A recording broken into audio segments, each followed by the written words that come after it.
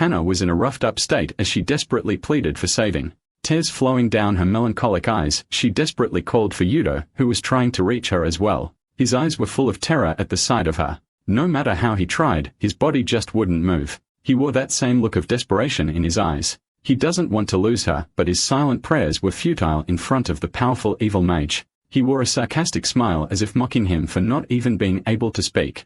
Indeed, the gap between their powers was immense. It was revealed that this world is ruled by a power system known as existence power. The evil wizard conjured a purple energy orb, raising it in the air as he mocked their weakness. Yudo was helpless. He couldn't even do anything even if he wanted to. The evil mage casted his purple orb while he could only recite his pleas in his mind. His evil hand was extended, bringing a surefire death to Hannah through his powerful attack. Just like that, her life was snuffed out, stirring the anguish boiling deep within his heart. It all happened when he was 15 years old, when he let his lover die. After that, he spent his life searching for a way to bring her back to life. He traveled every region around the world, challenged every dungeon that was said to hold a resurrection item. 55 years has passed, but all his searching was in vain. Now he's a roughed-up old man aiming to conquer another dungeon. He smiled bitterly. Even being at level 99 does not give him immunity against old age. He managed to defeat the boss, but his wounds were too severe for him to go back to the surface. Regrets were flooding his mind. If he only had an ally, he thought of Hannah and his dying moments. She was the only one who believed in her. He fell down in front of the dungeon's altar, tears flowing his sad eyes as he thought of his lover. Her beautiful image flashed in his mind, as well as the happy times they spent together back then. The relic was almost within his reach, but he was already drowning in hopelessness. As he neared his death, he muttered his final wish. It was sincere enough, seemingly activating the relic. Atop a hill, a throne and a table under the shade of a tree was seen. Sitting on the throne was a mysterious spirit. It commended Yudo for a job well done. It then asked how life was after he had experienced it, but he couldn't answer as he was having different questions in his mind. The spirit told him that it has been a while since a human who had the tears of God has come. Upon seeing it, he knew that it was the relic from the place where he died. The spirit revealed that he has been granted the right to be reborn, leaving Yudo confused. The spirit also told him that he has an option to rest his soul there since he was tired. However, he sternly refused. Without a shred of hesitation, he declared to the spirit that he would do it again. This life that he had been living just now, he wanted to repeat it once again. The spirit figured out that he wanted to change his destiny. The spirit revealed the conditions for the redo. The limit is 20 years and he only gets one chance. Still, this didn't seem to discourage him. As he thought of Hannah, he was filled with the determination to save her. The spirit expressed his understanding. It then hovered in the air before entering his chest as it granted its wish, shaking Yudo's very existence. As he woke up, the image of his parents greeted him. He extended his baby hands. This was the start of his second life. Yudo's parents happily called out to him, greeting him good morning as he woke up. He seemed a little surprised. His parents were planning to take him for a walk after eating. He laid in his crib, speechless. Turns out, he was back to that place, his very own home. He could only babble and coo as he wiggled his baby limbs. His mom poked his cheeks. They just couldn't help but admire his cuteness. His parents even argued about who would hold him when he woke up. His mom picked him up and hugged him. Seeing that he was a baby, he knew that he couldn't speak clearly yet. He looked at his parents' faces. It was his first time seeing them so young. That's when it finally sank in. He was reborn. As he enjoyed the warmth of his mother's touch, he promised himself to not waste any second of his life. He laid in his crib, frustrated by the inconveniences that come with having a baby's body. Everything was underdeveloped, even moving as a hassle. He extended his hand and tried to roll his body at least, but then a status window popped up in front of him. His pupils dilated in surprise. What the heck was that? The mother seemed to have noticed him and asked what was wrong. He could only babble in response, to which she asked if he needed to change his pants. That was when he realized that his mother couldn't see it. He saw his strength and stamina stats with 1 point each. He never knew that existence power could be allocated with numerical values. He wondered if it was because of that time, remembering when the spirit allowed him to choose his gift. He was confused upon hearing it, to which the spirit explained that every human was blessed with a gift when they were born. It may be wisdom, martial arts, magic, charisma, finesse, and creation. It was revealed that the gift he had in his past life was wisdom, but Yudo did not want it to be the same gift in this life.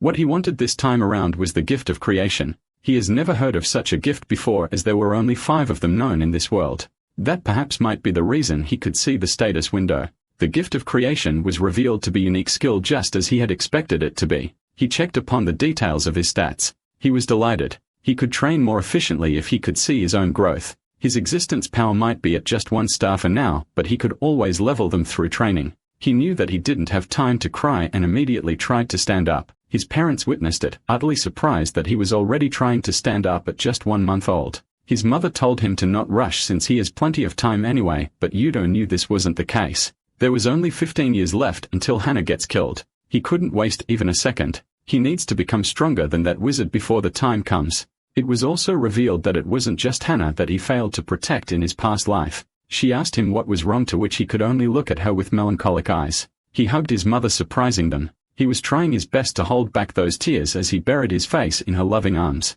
It was revealed that 8 years from now, his parents would be killed. That tragic incident took place the night he turned 8 years old. A horde of goblins suddenly appeared and wreaked havoc in their village. His father bravely stepped forward to buy time for his wife and son's escape. He could only look at him with fearful eyes as they escaped.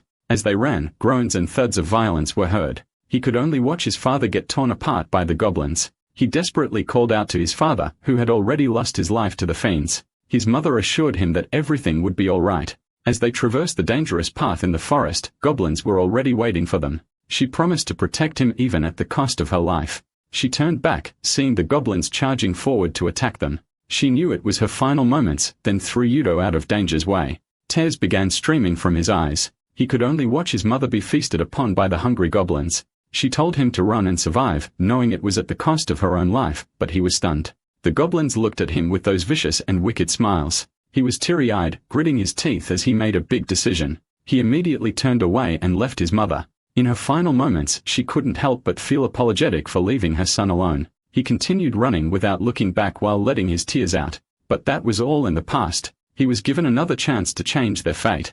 This time, he was determined to save them. In his second chance in life, he vowed to become stronger than ever, all to protect the Hone family he always yearned for. Time quickly passed by, and Yudo had grown, not just in physical body, but as well as his status. He was peacefully reading a book when his mother took it away, telling him to not make a mess. Meanwhile, his father seemed silently whining over his broken lamp. When he was not looking, Yudo activated his magic, igniting the broken lamp once again. Turns out his magic stats have already grown as well. Time passed by quickly once again. 2 kids were seen playing when suddenly someone caught their attention. It was Yudo, already grown to be a strong and agile kid. The other kids just couldn't help but admire him. He displayed an astounding growth in his stats for the past few years. Finally, the day he turned 8 years old had come. He had already grown a lot compared to the 8-year-old him in his past life. Back in their house, a banquet was prepared to celebrate his birthday. He stood there all dressed up as he smiled at parents. His mother hugged him happily, while his father remarked that Yudo became handsome just like him. They then prepared to go to the church before celebrating tonight. Turns out, a child was given a magic bracelet when they turned 8 in this country. It was an important object that serves as an identification. The priestess happily asked for Yudo's hand, then bestowed upon him the magic bracelet. She told him to be careful to not lose it. However, he couldn't help but feel tensed up.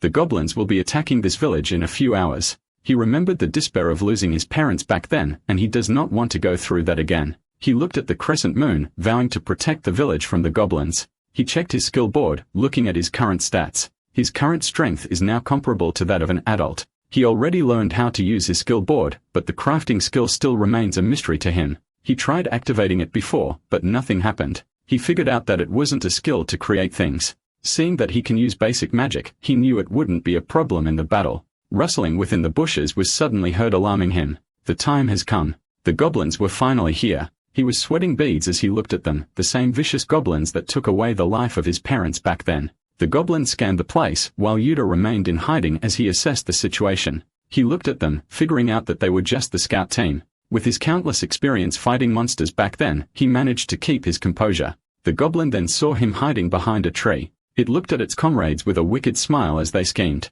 They couldn't help but drool at the sight of a human. They charged forward to attack him, not knowing it was a trap that he deliberately set. Mana started swelling around his body, condensing into the palm of his hands. The goblin leaped to pounce on him, but he had already prepared his counterattack. His condensed mana began taking the form of fire. He slammed his flames directly into the goblin's face. The goblin was smoking from being burnt by his fiery wrath, unconscious as it fell to the ground. He knew he was off to a good start. He can see the goblin's movements and therefore act according to it. It's clear he is capable of defeating them. The last remaining goblin raises its club and attempts to land a sneak attack on him, but he already knew what the fiend was scheming.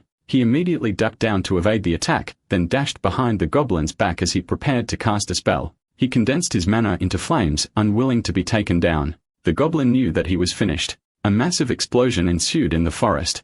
The goblins laid down defeated. Standing triumphantly over their corpses was Yudo, who still thinks is still lacking compared to his past life. The status window then popped up, notifying him that he had leveled up already. He was delighted. The experience from killing monsters sure is different. Then he suddenly felt dizzy, prompting him to ask if it was the level-up sickness. Suddenly, he felt a movement within the bushes, prompting him to look back alarmed. A goblin had appeared, charging at him with a sword. It raised its sword, slashing Yudo's right arm. He immediately picked up the knife from a dead goblin, then charged forward to stab the goblin, cutting it in half. But as he looked, countless goblins already had him surrounded. With his wound, he knew it was impossible to win against them. He began breaking down, wondering if he was really incapable of changing him and everyone's fate. As he stood in front of the goblin horde, he thought of Hannah, his lover. He gritted his teeth and steeled his will as he decided to focus and not give up. As he leveled up, his status window notified him of a new skill learned, Grave. He finally learned the Grave skill, leaving him dumbfounded.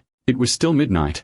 Yudo finally realized why he couldn't use the crafting skill up until now. He threw his gaze upon the goblin horde, debating whether to use his newfound power against them or not. He knew that he would be put in a tough spot if it turns out to be a non-combat skill. The goblins charged, aiming to slash him down with their swords. He was struggling so hard. His situation wasn't looking good. He conjured a ball of flame in his hand, then released it against the enemies. His wounded arm feels heavy, but he has no other choice. Seeing the goblins rush at him all at once, he was pushed to make a desperate decision. It was all or nothing. He condensed all his mana to activate this skill, putting in all his magic power into a powerful ball of energy. The goblins raised their weapons while he released his Grave skill to counterattack. Moments passed and the ground they were standing on began collapsing, making the goblins lose their footing. Turns out, his Grave skill was an ability to conjure a massive pit where he can bury his enemies into. The goblins desperately reached out as they began falling to the depths of their grave, gradually vanishing as they sank, then ultimately disappeared into the bottom of the pit.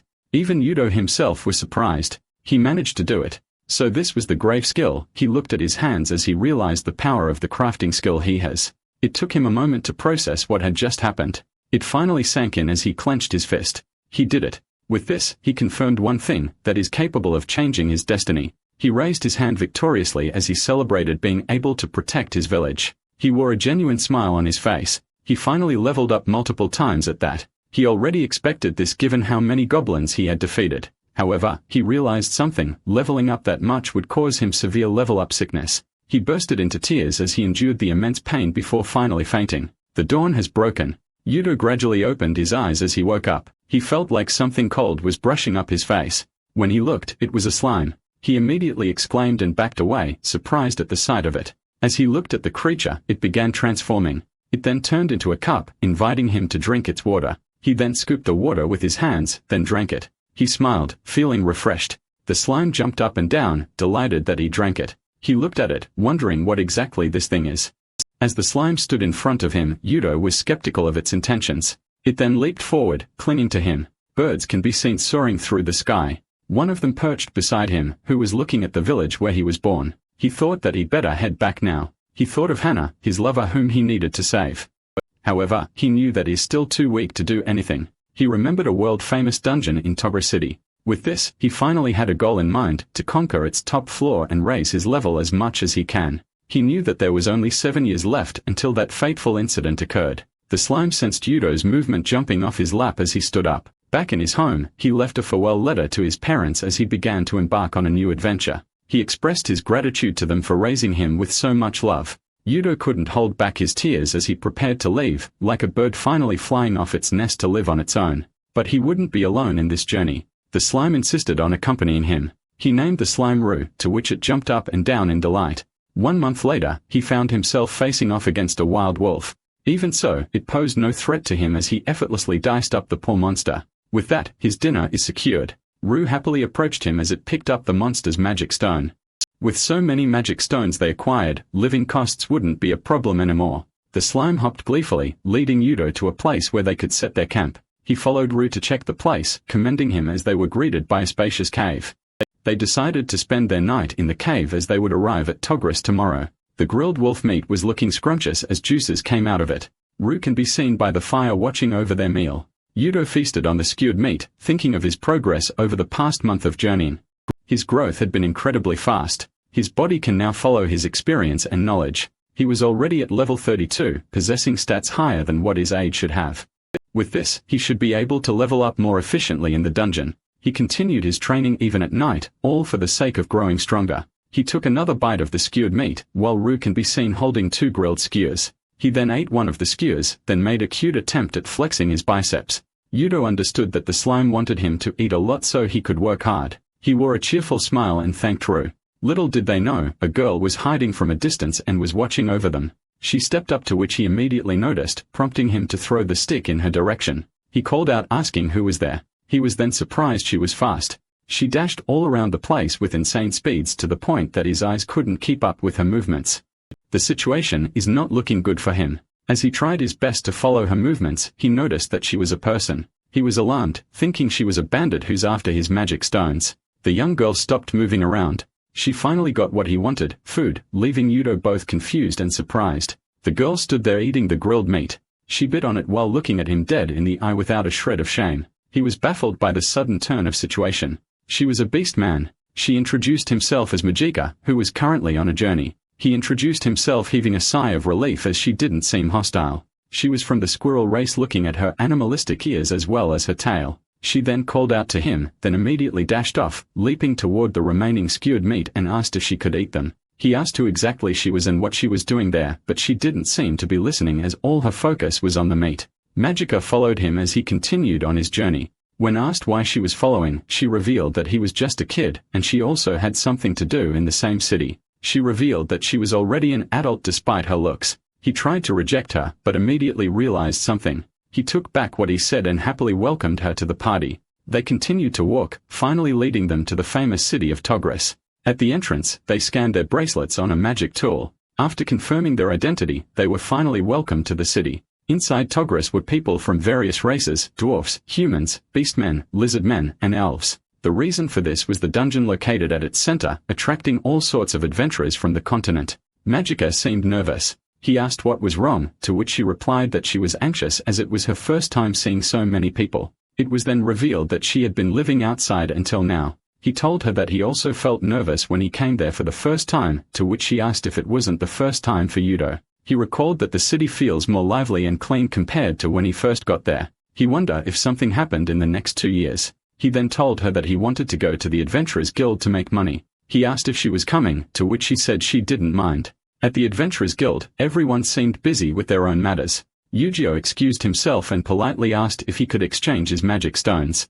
The man in the information desk named Ryan greeted him, but upon seeing that he was just a kid, he told him to go home and refused to entertain him. Yudo was left with no choice. He brought up all the magic stones he earned from hunting monsters during the past month. Was surprised upon seeing a lot of magic stones. He asked where he got them, to which he casually revealed it was through hunting monsters. He then told the man that it was Majika who hunted them. She tried to speak, was immediately shut off by Yudo, who immediately asked for him to change it to cash. The man was baffled, then an evil smirk formed in his lips as he schemed something. He then paid them in gold, silver, and bronze coins. However, Yudo was aware that the middleman completely took advantage of the fact that he was a kid. He then proceeded to ask if he could register as an adventurer too, prompting Ran to ask why. He said it was for Majika, who was clueless of why her name kept getting mentioned. She was about to say something, but chose to keep her mouth shut after realizing what he was trying to do. As they got out of the Adventurers Guild, she asked him if he only used her, to which he said that he just needed an adult's help.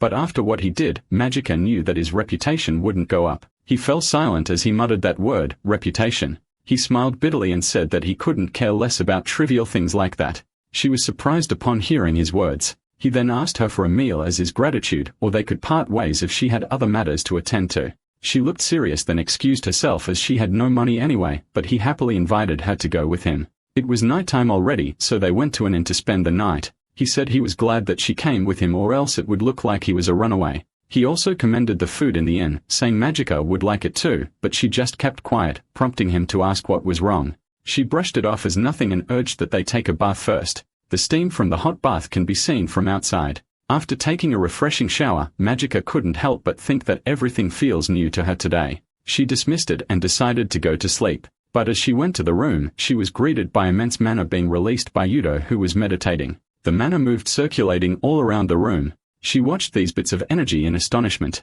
She knew that this should be impossible for humans, prompting her to question his real identity. She had been traveling when Yudo caught her attention. He possessed a strength that one wouldn't expect from a child. He used a skill she had never seen before. She decided to make contact to investigate further as she felt that he was hiding something. Looking back at his way of speaking, even his unusually calm demeanor, Magica was drawn to his mature behavior and attitude. She began to wonder if he was the holder of the hero gift, but she shook off those thoughts as the oracle prophesied that the hero was a girl. Still, she couldn't help but feel that he was a key that would open doors for the world to change. Both of them lay down in their own beds. She watched him who was sleeping soundly as he ran out of mana. From outside, a pair of eyes were watching them with malicious intent. The window opened as the intruder entered, alarming Magica. She pretended to be asleep, wondering who this mysterious intruder was. Looking at the way he erases his presence, she knows that his level isn't that high. She thought of fighting him, but she also wanted to check something. She wanted to see how he would deal with this kind of situation. The intruder extended his hands aiming to strangle Yudo. He then rushed to grab him only to be surprised that he was already awake. The thief immediately turned to him, then whipped out his knife. He raised it and aimed at him. Seeing this, Magica worriedly called out his name. However, the tip of the knife was already kissing Yudo's neck. The thief told them to not move, taking him as a hostage. They asked what he wanted, but Yudo calmly revealed that he knew he was after his money. The thief was caught off guard, and Yudo seized this moment to attack. He unleashed his air bazooka, sending the thief flying. He was thrown outside the window. Magica immediately asked if he was okay, to which he assured he was fine. She couldn't help but think how scary Yudo's high-level magic was. It could have killed the guy if he wanted. She began wondering how much training did he do to get that level of skill at such a young age, sweating beads as she questioned his identity. She was about to ask him, but he was already asleep. She was dumbfounded, but knew that he would become something in the future. Luscious foods were already served for their breakfast. He asked Magica if the food was to her liking. People couldn't help but stare at them. She was eating noisily with her mouth full. They expressed their gratitude as they finished their meal, then went outside for a walk. She asked what was his next plan, to which he revealed that he'll need to do something about the unexpected visitor last night. At the Adventurers Guild, Yudo politely said his greetings with a cheerful smile. Ran, who was talking to his boss, was surprised. He recognized him as the brat from yesterday. He tried to send him away since he was talking to his boss, but Yudo had something to tell the boss as well. He then told him of the possibility that there are thieves in the guild. The boss asked for more detail, to which Yudo filled him in. Hearing him narrate the events of last night, Ryan began sweating beads. That thief knew where the money was despite not searching the room, leading him to conclude that the culprit must be someone who watched the transaction in the guild. The boss turned to Ryan and asked if there was anyone suspicious during the time of transaction, to which he awkwardly lied his way out. He began panicking as the boss tried to pry deeper into the situation. Yudo also told them that Magica left a magic mark on the culprit, surprising the beast girl herself since he was the one who did it. This made him internally panic even more. He sneakily hid his mark immediately, but Yudo wasn't done yet. He brought out the dagger dropped by the culprit. He said that it was a fine dagger, but he needed to give it to the guard as a proof. The boss agreed, to which Ran immediately reacted and suggested that Yudo keep it. He came up with all kinds of excuses just to dodge the investigation of the guards. He then turned to Yudo and told him to take good care of it. As they left the guild, it was revealed that he only let him go to give him fair warning.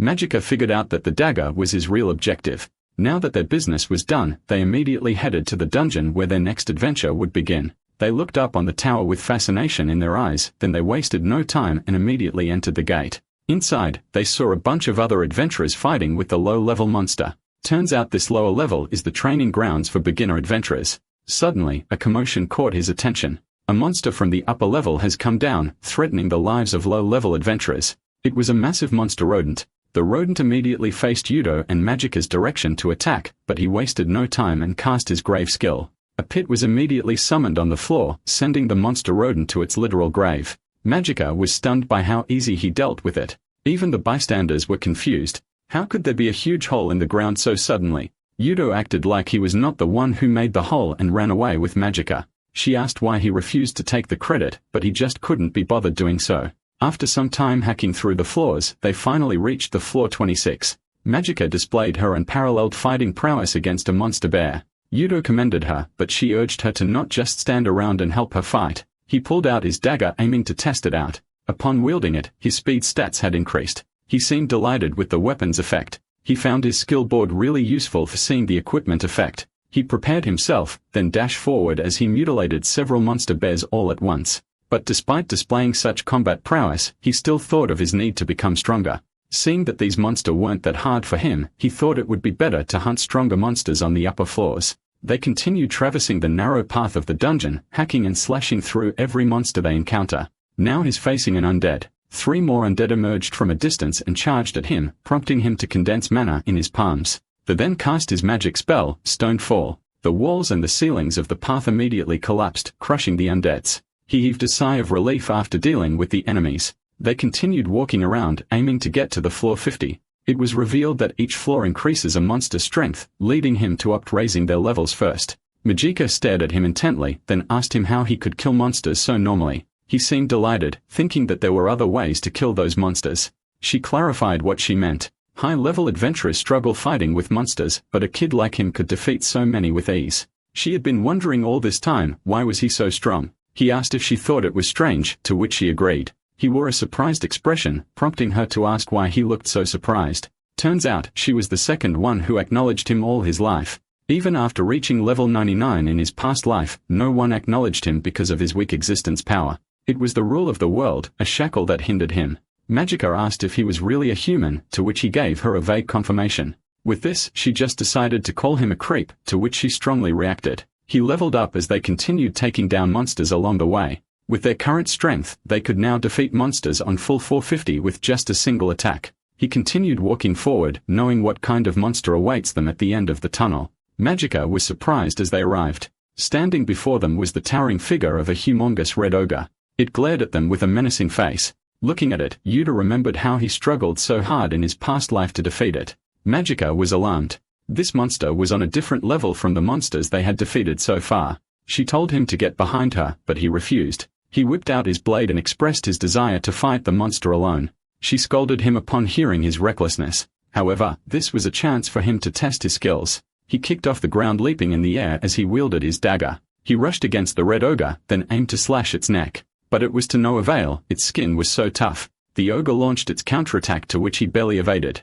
Yudo knew that his tough skin isn't everything. He planned to dodge closely and keep attacking its neck. It was slashes after slashes, chipping off the monster's tough skin slowly, gradually wearing it down. He continued doing so until the ogre was decapitated. Its lifeless body fell down to the ground with Yudo panting as he finally finished it off. Magica was left in awe of what she just witnessed. She refused to believe it was possible to kill the red ogre that easily. But despite such an achievement, Yudo still thinks he was locking. Meanwhile, Ru approached him while carrying the magic stone. He sighed. It was about time they head back. He turned to Magica and urged that they call it a day for now, but she wasn't responding, prompting him to call her again. She seemed to be listening intently from the strange sound. This caught his attention as well, to which he turned. But then, dread creeped all throughout his face as he told her that they needed to run. However, Magica knew better than to show their backs to this monster. It was so terrifyingly powerful. One wrong move means death. Dread was etched all over his face. A towering monster far beyond their capabilities have appeared.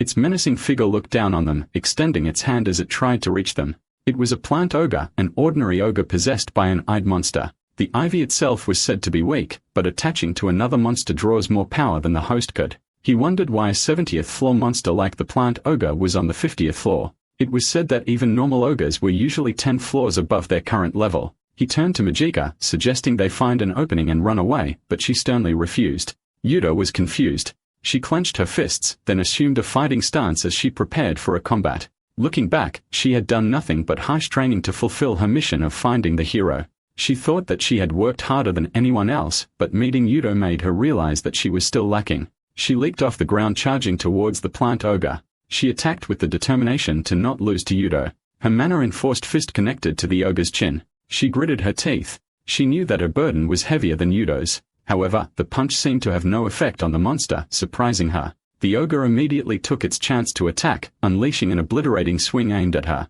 She was quick on her feet and immediately dashed out of danger's way. She walked through the walls, propelling her to the ceiling of the cave as she maneuvered in the air. She found herself positioned on the best spot to land a sneak attack on the plant ogre's back. She immediately charged, unleashing a chain of attacks that seemed to hurt the monster. She gritted her teeth, planning to unleash more attacks. She went behind the monster once again, aiming to go even faster. But the monster unleashed its vines, wrapping them around her body. That's when she realized that she made a mistake. The vines have restricted her movements. She was caught entangled, prompting Yudo to come to her rescue by unleashing Air Cutter. He quickly whipped out his blade as he watched out for Magica. He immediately cut off the remaining vines, setting her free. She fell to the ground unscathed. As soon as Yudo landed on the ground, he turned to check up on her. She smiled at him to assure that she was okay, but deep inside, she was feeling so pathetic. She looked at the monster, feeling bad that she really had to be saved by a kid. She enforced her fist with green mana. She's now planning to take things seriously.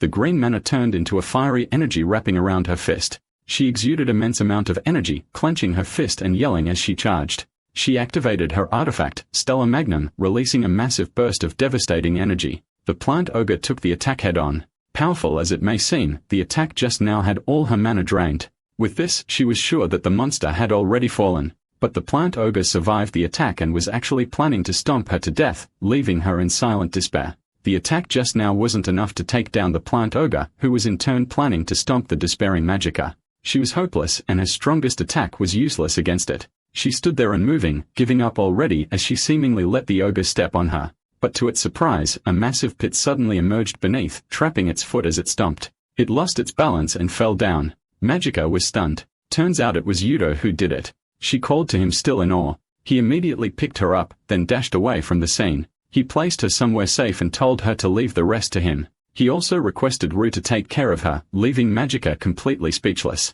The massive ogre regained its footing, but Yudo was ready to face him. He stared at the enemy with a serious look in his eyes, while the ogre prepared himself for the impending battle. The ogre once again unleashed its vines, aiming to trap Yudo. It roared as it pushed forward, but the young lad was agile enough to dodge the vines. He knew that he wasn't as fast as Magica, but he knew it was doable, or so he thought as he let his guard down and got caught by a vine. He took the attack head-on, severely injuring him. The bistro worriedly called him upon seeing him get whipped, but Yudo won't go down without a fight. He immediately activated his fire spell. He landed to the ground burning the vine that attacked him. He prepared himself for another attack, conjuring more flames as he knew that plants were weak to fire-type magic. He infused his blade with flames, then kicked off the ground to attack once again. He swung his flaming dagger with the intent to slash and burn the plant ogre, to which the latter responded by unleashing its vines. He cut through them, flawlessly maneuvering himself in the air as slashed the obstacles. He then landed on its upper back, preparing another flame spell to burn it. He saw the chance and immediately activated his micro-flare spell, scorching off the plant ogre's head. The monster screamed in pain and agony of being burned, while Yudo looked at it as he kept his guard up. However, he seems to have reached his limit. His eyes went droopy, then he fell unconscious to the ground. Magica was speechless as the whole fight unfolded. He looked at the defeated charred ogre who was engulfed in flames. Her eyes reflected sadness she lost against a child. It was afternoon, the slime was watching over Yudo and Magica, who had just woken up. They found themselves in a different place away from the earlier battlefield. Rue happily jumped up and down as they woke up, while Yudo asked why were they outside. Turns out, the slime carried them there. He hugged the slime expressing his gratitude as he commended it for being dependable. He happily turned to Magica, who seemed to be in a low mood. She apologized and excused herself, saying she'll go back to the inn first. Yudo decided to rest up a little before going back. It was a surprise for him to learn that Magica was an artifact holder. These artifacts were revered to as heavenly treasures, rare and powerful items that enhances its user's abilities. He held the slime thinking about the stellar knuckle artifact Magica had. In his past life, the wielder of that artifact died after 7 years. Back at the inn, Yudo can be seen in the bathtub. He was thinking about Magica being an artifact holder.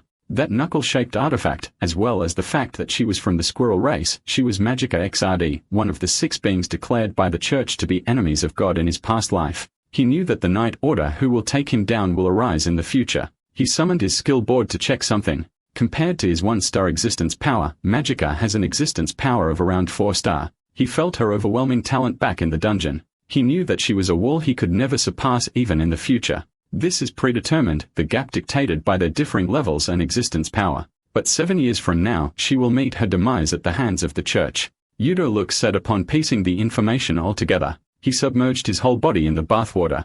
Realizing how insignificant he was starting to doubt whether someone like him could really change the future. His train of thoughts was suddenly shattered as he saw Rue under the bathwater. He picked him up, asking if he was there to clean his body too. He then bathed Rue, happily washing him as a payment for saving them earlier. They continued showering together. As they finished, Rue's body was all shiny and sparkly, so much so that he couldn't help but stare at him. He asked if Rue was satisfied, to which the slime confirmed. It then suddenly melted down, making him learn that it was wrong to wash a slime. He carried Rue back to the room, only to be greeted by Magica. She called him and said she needed to talk to him for a second. Outside the inn, she remained silent for a moment as Yudo waited for her to talk. He wondered what was going on as she had been silent since earlier. He decided to break the awkward silence and complimented the view. She remained quiet for a moment, then called his name. She began narrating how confident she was in her strength that surpasses the average. She acknowledged her pride, as well as the defeat she felt today. She knew that she was still weak.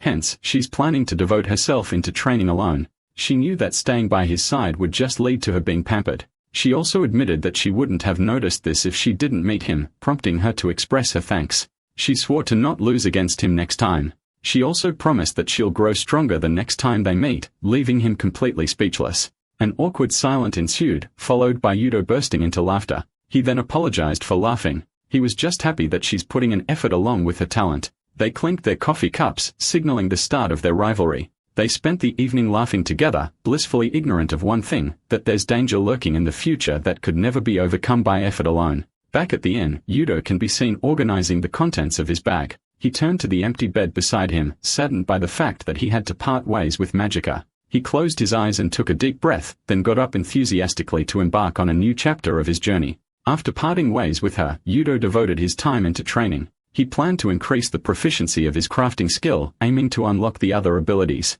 He traversed the dense forest, following the trail of strong mana that will lead him to finding a lot of ore. He condensed his mana to his palm, finally learning of another way to apply his crafting skill as he placed his hand to a boulder. He closed his eyes concentrated, trying to feel something from within the huge rocks. He then broke the boulder, revealing several shiny ores embedded in it. With this, he managed to raise his proficiency for mana control. The forest glowed with radiant mana as he continued breaking boulders, mining the ores inside them together with Rue. He got his hands on a piece of ore, finally unlocking the smithing ability in his skill board as he raised his proficiency. He was delighted upon seeing that he can now produce something. After gathering the necessary materials in the dungeon, he refined them by making full use of his flame magic. With this, he was finally able to forge a weapon for himself. He went inside the dungeon to hone his swordsmanship skills, facing strong monsters that pushed him to his limit. He managed to break through his ceilings, reaching high proficiency, and learning the dual-wielding ability. With the sword in his left hand and dagger in his right, he mutilated the monsters on his way and leveled up. But he did not stop there and continued exploring the dungeon, only for him to later find himself being chased by furious buffalo monsters. He stopped in his tracks and condensed mana in his right hand, then unleashed his grave skill that splitted the ground. The monster buffaloes fell into it, to which he followed with water magic to drown them all. Killing all those monsters earned him tons of experience points, raising his strength to another level. He was panting as he looked at his skill board. His crafting proficiency is not at 27 to 30 points. He also managed to learn the hack ability, surprising him. This is basically a telekinetic ability. He extended his hands, planning to test it on a rock. He activated the spell, dragging the rock across the ground. He held his chin, thinking of the practical applications of such a skill. He decided to increase its proficiency right away. Time passed by quickly. It was winter already. As Yuda walked past by the gossipers, he heard about a weirdo who hunted 1,000 monsters on the upper level of the dungeon. It was said to be a small child who was carrying a slime. As they continued to gossip about him, they saw Yudo. However, they continued gossiping and dismissed it as mere rumors. On the other hand, he seemed happy that his existence is finally being recognized. Looking back in his past life, he was never acknowledged because of his low existence power. Something in this life is starting to change, but still he's not satisfied that is being referred to as a weirdo. Back at the inn, Yudo told the innkeeper that he would be staying in the dungeon for 2 to 3 days, to which she noted and asked about Magica. Turns out, she hasn't come back for several days, making the innkeeper a little worried. He knew that she was strong, but he still couldn't help but feel uneasy. Shortly after, the adventurers were making a fuss about the arrival of the Papal Knights. He immediately ran away as soon as he heard it. His worries may have been realized. His future now is different from his past life. That being said, Magica's future must have been altered as well. He couldn't help but overthink, what if the Pope already asked for her to be taken down? As he ran past the carriage, a mysterious hooded man noticed him. He gritted his teeth, hoping that Magica is safe. The mysterious hooded man smiled enigmatically upon seeing him.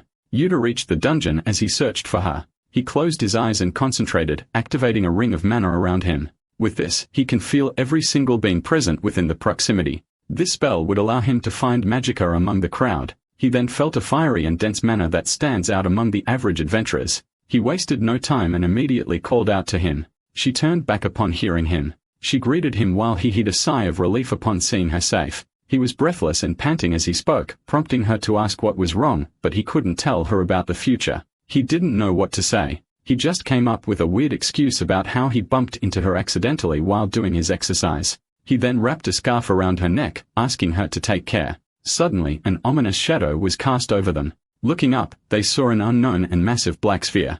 Magica couldn't help but get a bad feeling about it. The sphere slowly grew larger, to which Yudo felt that the situation was horrible. As the sphere began breaking down, he told her to urge the townspeople to evacuate. The sphere finally exploded, releasing a powerful shockwave. As he looked, he was stunned at the impossible sight that unfolded before him. What greeted him was a devil roaring as it prepared to wreak havoc. He wondered why was such a high-level monster made its way to the city. A powerful and massive amount of mana was condensed in his fingertips, unleashing a devastating attack that obliterated a significant part of the city. The people began panicking at the appearance of the devil. Everything began to be engulfed in flames, while Yudo found himself unable to move his body. It was just like last time when Hana died before his very eyes. The huge gap in their existence power rendered him bound, immobile. This is the rule of the world that serves as a shackle in his limbs. He remained facing the ground, trying hard to make his body move. If this keeps up, the city will end up into nothing but ashes. Magica approached and returned the scarf, confusing Yudo. She stood confident and reliable, telling him to leave it to her. She immediately dashed off through the roofs and buildings, approaching the devil blatantly. She then leaped off the roof, facing the devil head-on. Their clash resulted in a powerful explosion, surprising Yudo. He couldn't help but be amazed of her growth. However, her attacks only did minimal damage to the devil. The devil immediately regenerated. Its injuries vanished as if nothing had happened, but it did not seem to discourage Magica, who already expected that it wasn't a normal monster. Seeing its regenerative capabilities, she knew she had to kill it with one hit. The devil saw her activating her artifact, prompting it to immediately take action and dash behind her back. She was surprised at the enemy's speed. It launched an attack to which she was barely able to avoid. She was struggling to find a gap to exploit and use her artifact. Meanwhile, Yudo couldn't do anything but watch as the fight continued. He was rendered immobile due to his weak existence power. He began despairing. Was the past 8 years all just a waste of time? He gritted his teeth as he thought that he was reborn only to suffer the same fate as before. But at the height of his desperation, a manosphere was condensed. He was surprised to see that he could still control his mana. He could use this magic even without moving. His eyes regained their fiery determination. He still can do something to help. He was stunned to see that he can use such magic spell even without moving, making him regain his fighting spirit. The devil continued pressuring Magica, unleashing relentless attacks to which she was barely able to evade. She knew that taking a direct hit means inevitable death. As they continued to clash, she felt that all her attacks were futile. His regenerative capabilities were powerful enough to render her attacks useless. The devil crossed its hands as if pulling back to gain momentum. He then unleashed a powerful shockwave, sending Magica down. She struggled to get up from the ground, but her pupils dilated at the sight that greeted her. It was the devil condensing an overwhelmingly large amount of powerful fiery mana. She could only sigh as she accepted her fate. There's no way to evade the inevitable death brought by the devil's obliterating attack. She closed her eyes, flinching, but then Yudo's hack ability was activated. She opened her eyes, wondering why nothing had happened to her yet. She was then surprised. The trajectory of the fireball had changed. She looked at it, stunned and baffled. The fireball was removed from its track, hitting a random place away from Magica. She wondered who could have caused this. Even the devil himself was confused. Suddenly, a powerful mana engulfed the devil's body. An unknown force began pulling him down. Seeing this, Magica was even more baffled. She instinctively turned to Yudo, who still couldn't move. He smiled as he continued pulling the devil down. His hands and feet still couldn't move, but it did not stop him from using his ability. The devil continued falling from the sky. It was an opportunity given to her by Yudo. She wasted no time and immediately activated her artifact, unleashing an overwhelmingly destructive force that directly hit the devil. The attack connected, successfully piercing through its body. The devil began disintegrating. The aftermath of the battle was a beautiful and gentle shower of mana particles. They smiled at their triumph. They did it together. Yudo fell down, prompting Magica to check up on him. She assisted him as he assured her that he was okay. She then gave him a piggyback ride, offering to carry him to the inn. He tried to retaliate, but she was insistent on doing so. She asked about the unfamiliar spell he used, to which he revealed it was a new skill he learned recently. He activated it on his scarf, then wrapped it around Magica's neck. He explained how he used this skill to change the trajectory of the enemy's attack, as well as how he forced the devil to fall down to the ground. He said that using it properly would allow him to dominate the enemy completely, but since he couldn't move his body, he ultimately needed her help. He commended her, saying she was the one who saved the city. He smiled upon seeing her mood lighten up. He then wondered who defeated the devil in his past life. As they continued on their way back to the inn, he felt the familiar purple energy. Dread creaked in immediately, prompting him to ask Magica to stop. She was asking why when she suddenly felt a horrendous aura making her stop on her tracks. They gazed upon the mysterious hooded man down the street. Yudo was utterly shocked. It was a face he could never forget. That figure wearing a black robe accompanied by a thick and evil manner emanating from him. There was no doubt. He was the magician who killed Hana in his past life. He was Gamazin, the man who took everything away from him.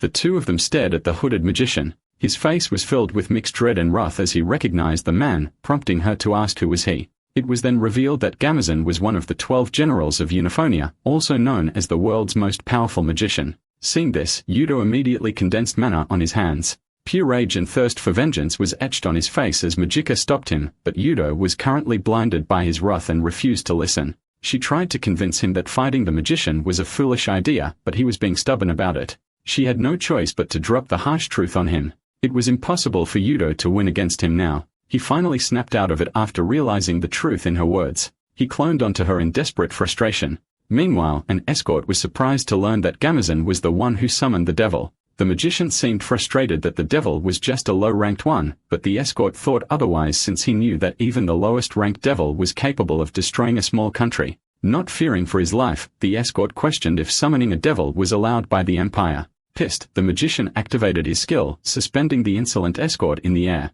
A string of purple mana was then wrapped around his neck, choking the escort as he went on with his twisted reasoning. The escort desperately begged for forgiveness, but Gamazin was not a man of mercy. He slammed him to the ground. The rain began pouring, prompting the evil magician to go back to the carriage. He seemed frustrated that they haven't found the person he was looking for. Suddenly, a wicked smile wreaking all evil flashed on his face as he turned, unleashing an energy that startled Yudo and Magica. The magician detected their presence. He knew that she was the one who defeated the devil, commending her strength. He couldn't hold back. He wanted to dismantle such a high-quality material as her, but he considered the implications of moving behind the king's back. He decided postpone killing Magica for now and move forward. Outside, the two of them remained still on the rooftop as the rain poured. She was finally able to breathe. She thought that she was going to be killed.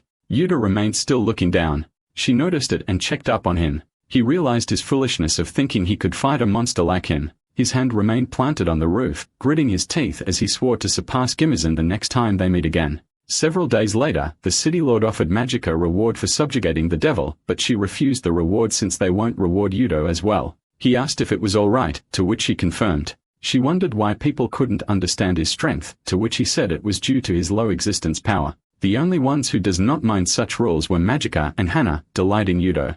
As they walked, a familiar figure can be seen by the roadside. Yudo went past the familiar man, only then he realized who the man was. He turned back, confusing Magica. It was Rian looking like a beggar. He was delighted upon seeing the two of them. Yudo remembered who he was, the one who ripped him off at the Adventurers Guild, as well as the one who intruded to his room to rob his money. He was full of hopes as he asked if he remembers him, but he refused and said he had never met this man before. He began narrating his circumstances, but the two of them just couldn't be bothered to care. Ryan desperately clung to him and promised not to ask for money. He then proposed that he could be of use for them. He cleared his throat, then asked them to party up with him. Ryan introduced himself to them, saying he's now an adventurer and wants to be their ally.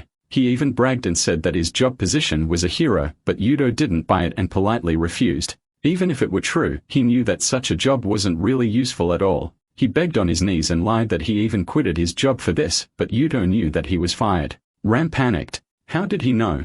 At the height of his desperation, he leaped to great height and charged at him as he begged, only to be greeted by Magica's knuckles that sent him flying. They left the poor Ryan lying on the ground as they went to find a place to eat. Several days later, he found himself inside the dungeon facing a pack of monster wolves. He dashed through them, slashing them down one by one. Killing these wolves granted him enough experience points to level up. He couldn't help but admire the dagger he created with crafting skill. He knew that Reen has been chasing him all this time in the dungeon. He was sure he won't follow him anymore now that he's climbing to the upper levels. But then, a massive pack of monster wolves were seen chasing Ryan.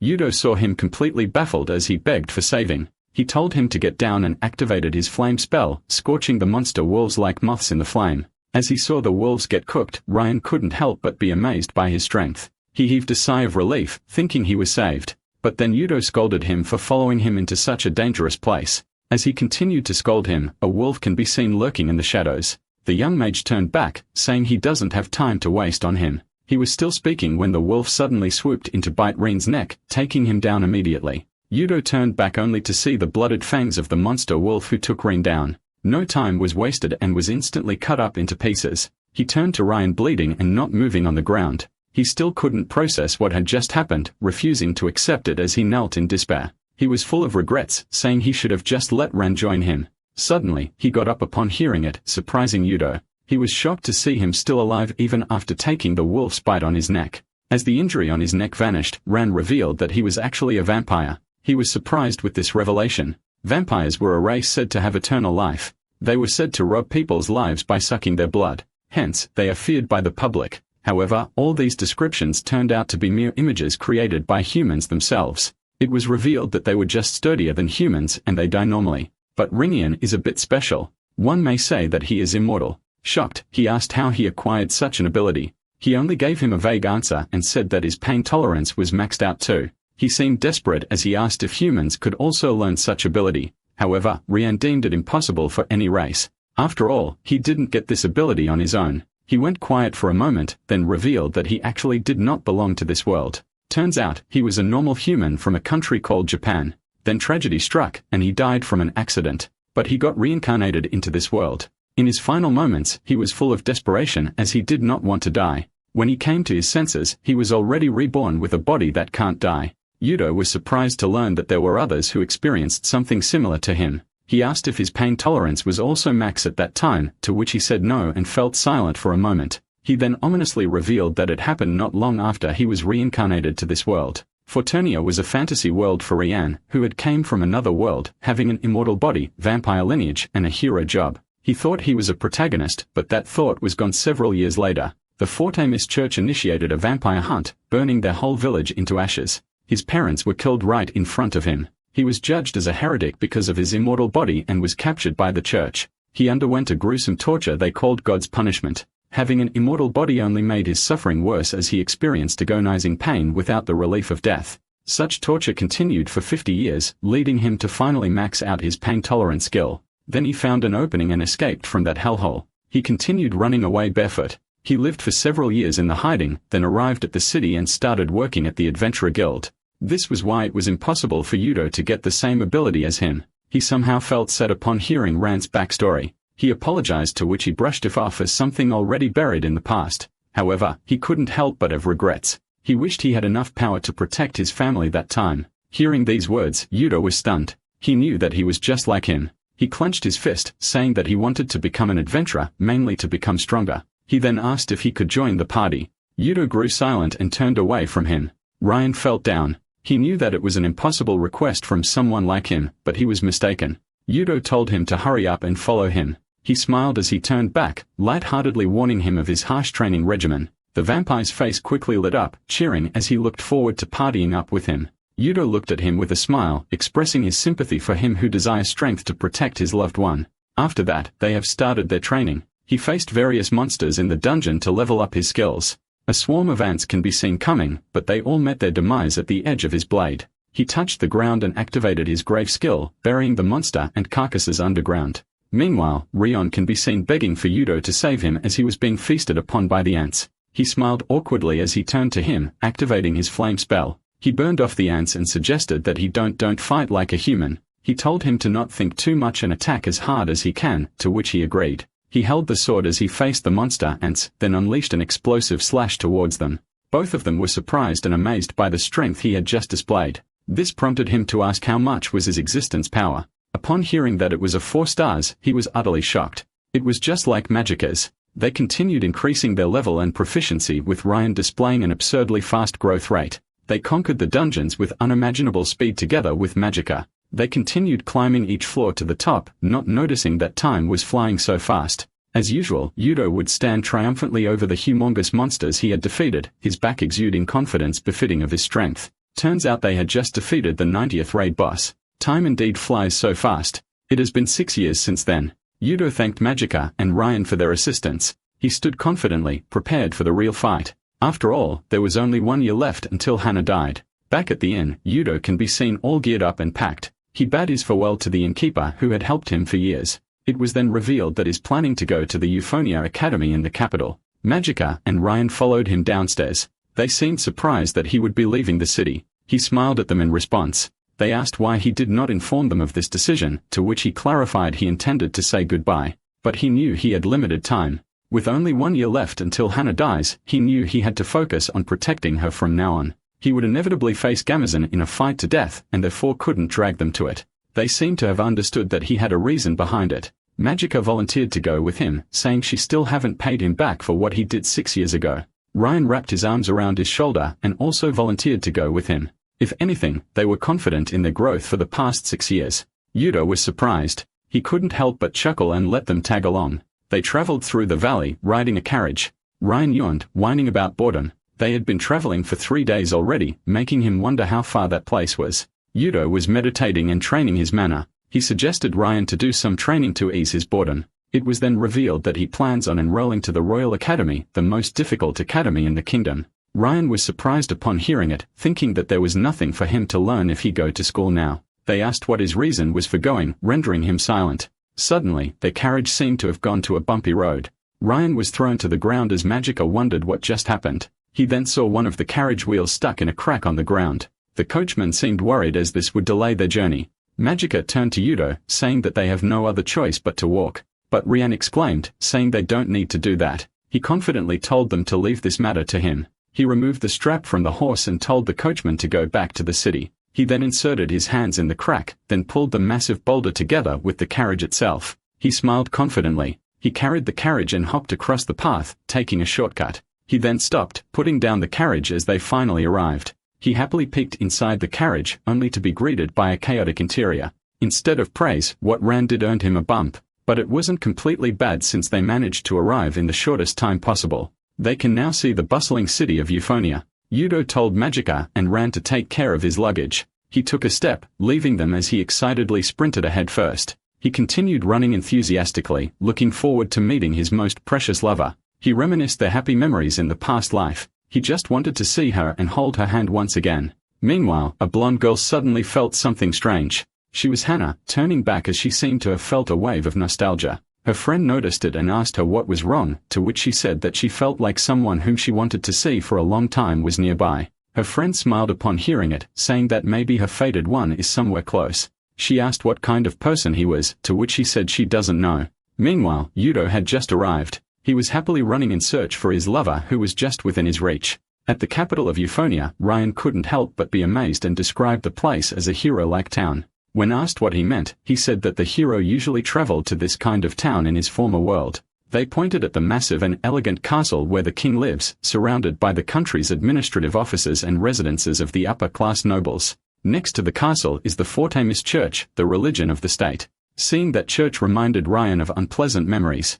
They went off to find an inn to stay. Inside the inn, Yudo revealed that he plans to start preparing for entrance exam for the Royal Academy. After all, it's the most prestigious academy in the country. It was also revealed that there's a dungeon in this town as well as a guild for adventurers. After orienting them, Yudo told them to call him if they needed anything. The two were speechless, staring at each other. At the Royal Academy entrance exam site, Yudo found himself in the middle of the crowd of applicants. He knew that it was impossible to find Hana from such a large crowd. He then saw a vacant bench reminding him of something from the past. Turns out, he used to spend so many times with Hana there. He smiled, motivated to pass the exam so that he could see her again. Suddenly, something caught his attention.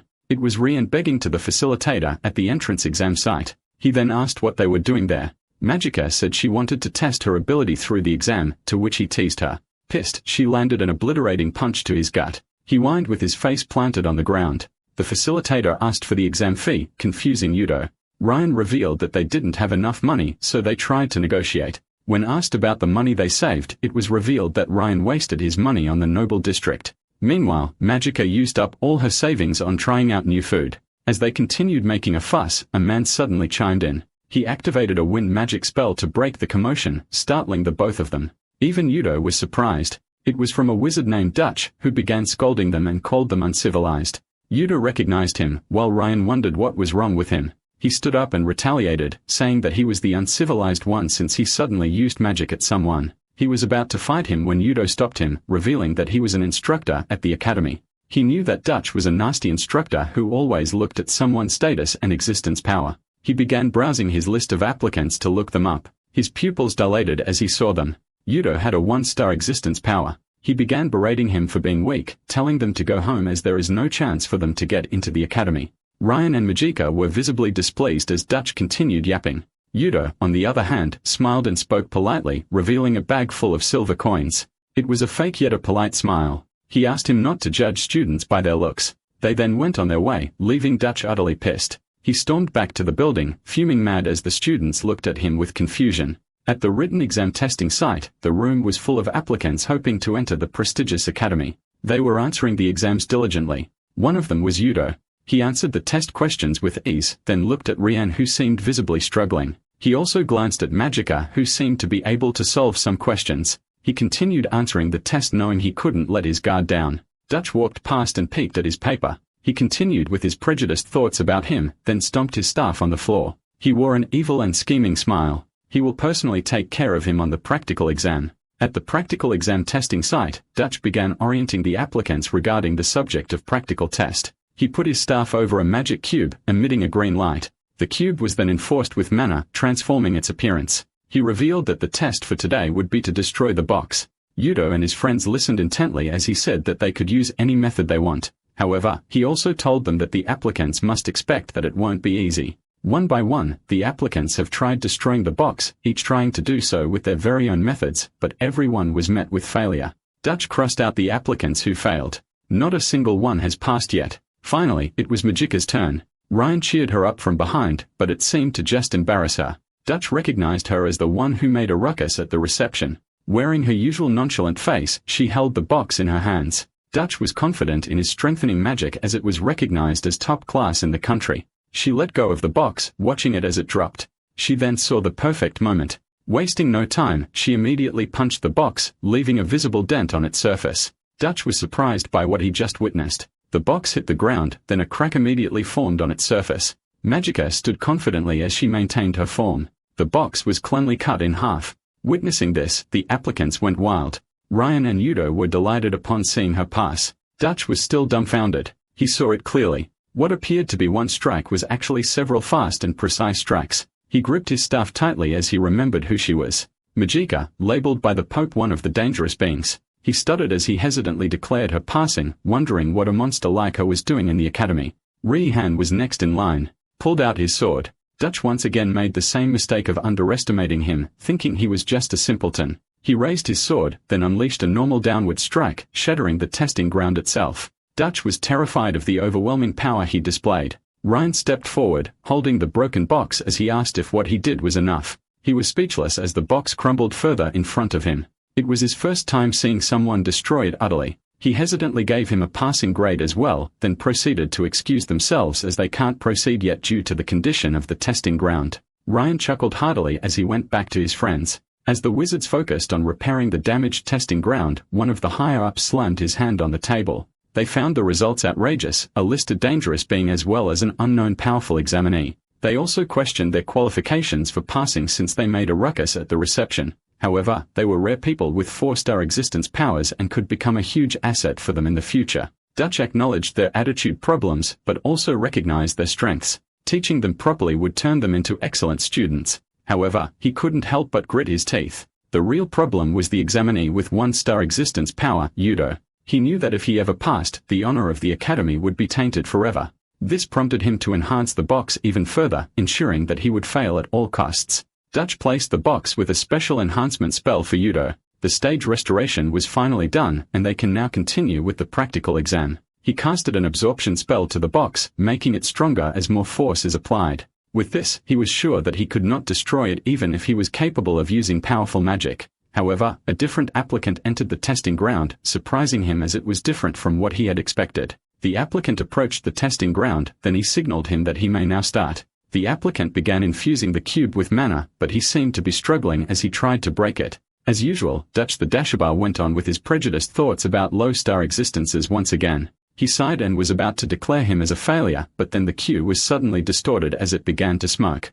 He was alarmed. The mana was growing out of control. The cue continued distorting itself, then turned into a crimson-red cue. A powerful tornado was then summoned along with traces of unstable mana that almost sent Dutch flying. He was on the ground wondering what was happening. Everyone was equally surprised and confused except for Yudo, who knew what was going on. He immediately climbed down, urging Ryan and Majika to evacuate the audience as he attempted to stop the rampaging mana. Upon closer look, he figured out that it wasn't just out of control. He knew that there was something suspicious. Dutch casted a defensive barrier to protect himself, but was still struggling against the pressure of the mana storm. He checked up on the examinee who was on the ground. He held in and figured out that his mana was getting depleted. The mana storm continued rampaging, prompting him to erect a mana shield for the both of them. However, he couldn't keep the shield for too long. As his shield broke, a magic spell hack was immediately casted, paving a way inside the storm of wind and unstable mana. There came Yudo asking if they were all right. He urged Dutch to deploy his shield and go to safety, then declared that he will try to stop the mess.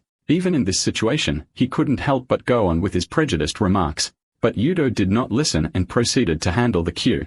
Despite the warning that may explode, he extended his hands. He closed his eyes to concentrate, then began neutralizing the unstable mana. The rampaging mana began dissipating. Dutch watched him from behind. Etched on his face was the expression of disbelief in the fact that he neutralized those mana. But the unstable mana began pushing back, making Yudo struggle. His eyes dilated as he pushed back, finally calming down the rampage of unstable mana. He heaved a sigh of relief as the remnants of the mana storm dispersed, then turned to Dutch as he revealed that he casted the Yahello spell to the box. He proceeded to narrate why doing so was a foolish idea. It tends to become unstable when an extremely weak magic was applied. He was baffled as he started to question his identity, to which he replied by saying he was just an inferior being with 1-star existence power. But even a so-called inferior like him was capable of doing such a thing if they worked hard enough. Dutch was left speechless, gritting his teeth as the look of defeat was etched in his face. Now that the situation has turned out like this, he has no choice but to give him a passing grade. At the Royal Academy tailor shop, the shopkeeper congratulated them for passing the test as he handed them samples of the school uniform.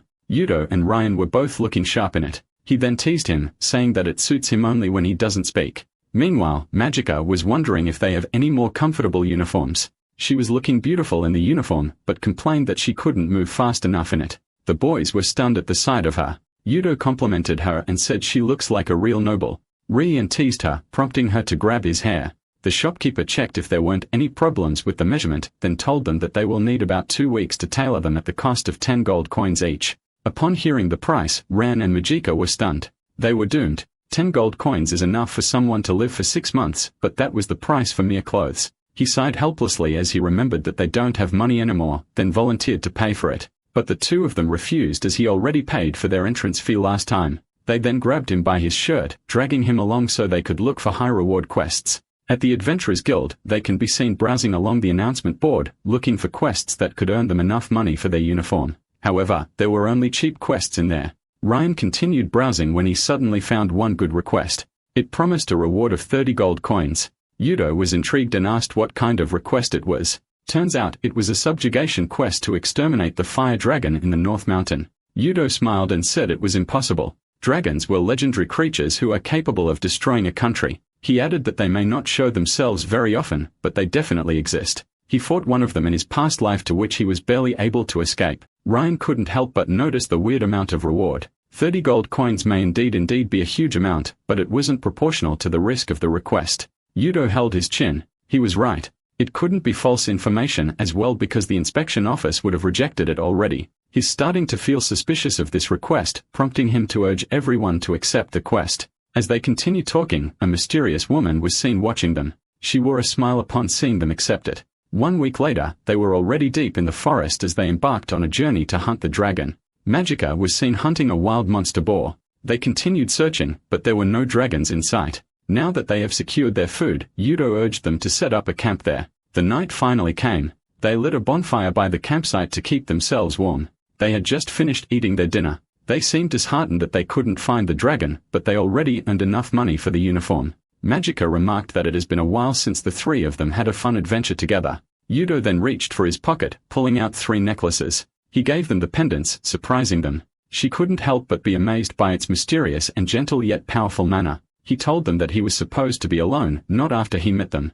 Bonding with them was something he never imagined before, and it made him really happy. He wore a bright smile and expressed his gratitude. The night falls. The three of them can be seen sleeping soundly. Suddenly, Yoda woke up, feeling an intense heat from outside of the tent. Shortly after, everyone woke up as well. Looking outside, they were greeted by giant flames that engulfed their surroundings. He was stunned, not at the sight of the burning forest, but at the sight of the legendary creature who breathed those flames. The dragon let out a loud roar, standing proudly as it boasted its robust figure to the three of them. Yudo was shocked. The guild's request was real. Its horns were burning. No. Its whole body was engulfed in fire. Everyone was alarmed and was urged to run away, but Rian seemed to value the magic stones. Yudo told him to forget it since they need to leave. The dragon opened its mouth, attempting to unleash its fiery breath. It launched an incinerating breath towards their direction, which they were barely able to evade. Ryan was panicking as his foot caught fire, while Yudo said it was a close call. Magica then told him to look around. They had no choice but to fight since their escape route was blocked with fire. Fortunately, this dragon seems to be of an inferior species compared to the one he fought in his past life. He condensed mana in his hands. He thought this was a necessary battle that would help him grow stronger so that he could save Hannah. He activated his water cutter spell, thinking that water must be the weakness of a fire attribute dragon. The dragon's pupils dilated, activating a shield that protected itself from the attack. He gritted his teeth as he realized that his magic won't reach him. That's when Magica and Rian decided to join the fray. She charged toward the dragon, to which it responded by swinging its front legs against her. She evaded and went in for a spinning axe kick, delivering a heavy blow on its forehead. However, it seemed to have no effect on the dragon because of its tough scales. You'd have thought that a dragon should have a weak point too. Ryan asked her to keep getting its attention so he could cut it up, to which she immediately complied. However, such a trick won't work against the dragon, terrifying him as he got caught. The dragon unleashed its flames of wrath against him, who whined that he didn't even attack it yet. Yudo found it weird that the dragon changed targets all of a sudden. He figured out that it must be because of Rian's taunt passive skill. He called out to him and said he had a good suggestion. But upon hearing that he had to block the dragon's attack, he wondered if it really was a good suggestion. He assured him that he would reduce the dragon's strength with his magic. He asked Rian to trust him, leading him to fall silent for a moment. He stepped forward as he had no choice. He complained, but was also complying as he faced the dragon. He then raised his hands and prepared to block its attack. The dragon's tail was coming like a whip, but it was being slowed down by Yudo's hack skill. Rian was trembling as he held its tail. Even amidst their combined forces, the two of them were still struggling. But it wasn't in vain. Rian successfully blocked the dragon's tail. Now it was Magica's turn to attack. She charged forward, aiming for its reverse scale under its chin. She delivered a powerful mana and forced kick to the dragon, causing it to roar in agonizing pain. Her attack was working. The dragon was weakening. She gritted her teeth, planning to end things with her one final move. Her fist glowed as she activated her artifact, but suddenly, the dragon's tail was behind her. It hit her like a whip, slamming her to the ground. She coughed up blood and seemed to be greatly injured, alarming both Yudo and Ryan. They called to her as she lay unconscious on the ground. The dragon managed to stealthily sneak an attack behind her back, hitting her with its whip-like tail. The pendant Yudo gave her earlier activated, allowing her to avoid instant death as an equipment effect. A protective barrier was conjured as she fell to the ground, slamming her so hard. She could barely move as she groaned in pain while the dragon raised its feet to crush her. The two of them immediately ran to her rescue.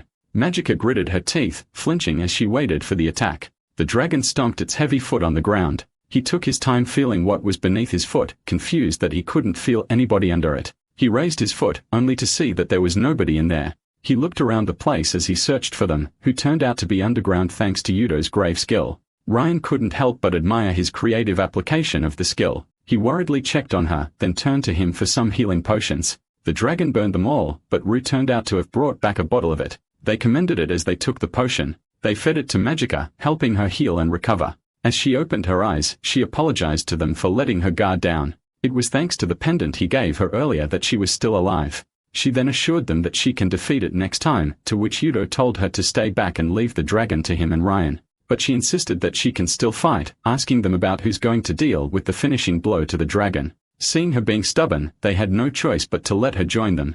Meanwhile, the dragon continued searching for them. Ryan appeared and began taunting it, prompting the dragon to face his direction angrily. He prepared himself. His goal was to gain the dragon's attention for a minute. He then kicked a tree trunk and broke it, then picked it up. He threw it towards the dragon's direction, to which it responded by burning it off with its fiery breath. Several more logs were thrown from behind the flames, to which the dragon deflected with its claws. Ryan signaled Yudo, who was already finished with the preparations. Ryan threw a boulder for the last part of the trap. The dragon evaded it as they expected. It was already too late when it realized that the trap had been activated. Rings made of mana were conjured, restricting off the dragon's limbs. Yudo's trap succeeded. He closed his fist, activating his multi-hack magic spell that restricted the dragon's movements. Magica urged Ryan to hurry up. It was revealed that he could only stop its movement for 10 seconds. Both of them got into position as he prepared to throw her. He then launched her up in the air, to which she followed by activating her artifact. As she pressed forward, the dragon opened its mouth to prepare another blast of its fiery breath. The dragon's flame and magic as artifact clashed mid-air, but it was revealed that she wasn't the one who was assigned to deliver the finishing blow. As the dragon unleashed its fiery breath, its neck was utterly exposed to Rhiannon. He wasted no time and immediately charged forward, unleashing a powerful slash that decapitated the dragon. The dragon's head was cut off. Its body fell down as Ryan delivered the finishing attack. His face was full of seriousness. Magica and Yudo looked at him, to which he responded with a smirk and a nod. The three of them celebrated as they had finally taken down the dragon. He happily asked him if he could now call himself a dragon slayer, to which he said yes. He was delighted by his new title that sounds so heroic. Meanwhile, she seemed dissatisfied that he let Ryan deliver the final blow. Still, she commended him for doing his best and told him that she would rely on him when something happens. Magica's sudden expression of emotion made him cringe, turning the situation awkward while Yudo smiled. Suddenly, he felt an intense dizziness. They all felt it, the level-up sickness. Looking at his status window, he learned that he had gained 8 levels. He then grabbed both their shoulders, saying that they couldn't afford to faint in a dangerous forest. He activated his skill and formed protective wall of dirt around them. He then asked Rue to keep watch for a while. The three of them then shared a bond under the beautiful night sky. The night quickly passed by, and it was morning already. He gradually opened his eyes, wondering why it was so bright. When he came to his senses, he saw the massive magic stone from the dragon. He turned to Rue and asked if he did it, to which he confirmed. Yudo happily praised him as he held him in his arms. Everyone was intrigued and surprised by the dragon's magic stone. They looked at it with admiration and delight. Securing the magic stone and the corpse, they can now prove to the adventurer guild that they defeated the dragon. He pulled out his dagger, then stabbed the dragon in the foot. The two of them were confused about what he was doing, to which he said there was no useless part of a dragon. He took out a scale and told them that it can be made into armor that could repel an iron sword. Its claws could be made into blades of high quality, and its leather could be processed into a robe with magic resistance capabilities. The two of them listened intently as he explained. He continued picking off the dragon's body, then plucked off its massive eyeball and revealed that they fetch a pretty high price. Ryan seemed disgusted while Magica was fascinated. Yudo put on a delighted face as he continued dismantling the corpse like it was nothing. He pulled out the rarest material, the dragon's heart. Rian finally couldn't take it and fainted in disgust. It seems like dismantling a corpse was his kryptonite. He continued explaining, saying that dragon's heart is a crucial ingredient in making a revival potion. Magica was surprised to learn that it was actually real. However, it could only revive non-human beings. Yudo was finally finished with dismantling the dragon corpse that would cover even more than their uniform cost. He turned to her and asked her not to waste any more money. He then looked at the pile of dismantled dragon parts, wondering how he should bring them back. Ryan woke up and said an inventory-like skill would be helpful. As Yudo had no idea what it was, he explained that it was a skill that allows one to store items in an interdimensional space. However, he deemed it impossible to exist as it was outside of human laws. As his bag was burned, he planned to just take what they could carry and go home. Suddenly, Rue approached and spat out his bag. He was surprised. Rue took it out from inside its body. That's when he finally got the idea. He was hesitant, but still asked the slime if he could take all of the dragon's materials. Without a shred of hesitation, Rue opened his mouth, then began sucking in all the dismantled dragon parts. He closed his mouth shut as if nothing had happened. All three of them were surprised. Ryan picked the slime up and said he already had an inventory. He fell on his knees remembering the times when he had to sacrifice some items due to the lack of space. He cried internally, wondering what was all that hard work for. Meanwhile, the mysterious woman from the Adventure Guild was seen tailing them, smiling as she witnessed how they were able to subjugate a dragon with just the three of them. She stepped away, looking forward to seeing what the future had in store for them. Back at the Adventurers Guild, the materials from the dragon can be seen laid out on the table. Rian was insisting that they were the ones who really defeated the dragon from the quest, but the guild receptionist won't believe them as they weren't sure of its origin. With this, they refused to give them the reward for the request. He won't accept it and told her that there was no way it was second-hand material. Meanwhile, Yudo was silent in the back as he contemplated the situation. Maybe it was fate's doing, and he knew it was not easy to try and deviate from it. An action that deviates from fate was interfered with like that. It was the normal rule of the world. With this, he told Rian to just give up. He added that their only goal was to earn enough to pay for their uniforms so they could try other ways of selling it. Suddenly, a woman chimed in, catching their attention. Yudo was surprised to see who it was. Standing there was an elegant-looking woman named Citri, who scolded them for being out of line. When asked her identity, she introduced herself and revealed that she was the next head of the Duke Justice family. Ryan told her not to butt in, to which she retorted and called him a brute. He was pissed upon hearing this, to which Yudo immediately asked him to calm down. Looking at her, he recognized that she was the judge of the judiciary institution of the country. Not just that, she was also one of the Euphonia's 12 generals along with Gemazin. He wondered what she was doing there. She picked up a part of the dragon's corpse, seeing that the spinal fluid was still fresh. This proves that the three of them had defeated the dragon just a few days ago. She told the guild receptionist that they can at least buy these materials from them. The three of them were speechless that she suddenly helped them. She then approached Yudo, whispering her praises for him becoming a dragon slayer at such a young age. He was sweating beads, surprised, while Citri only gave her a smile. Outside the guild, Ryan was delighted as he held the bag containing 150 gold coins. It was his first time holding such a large sum of money.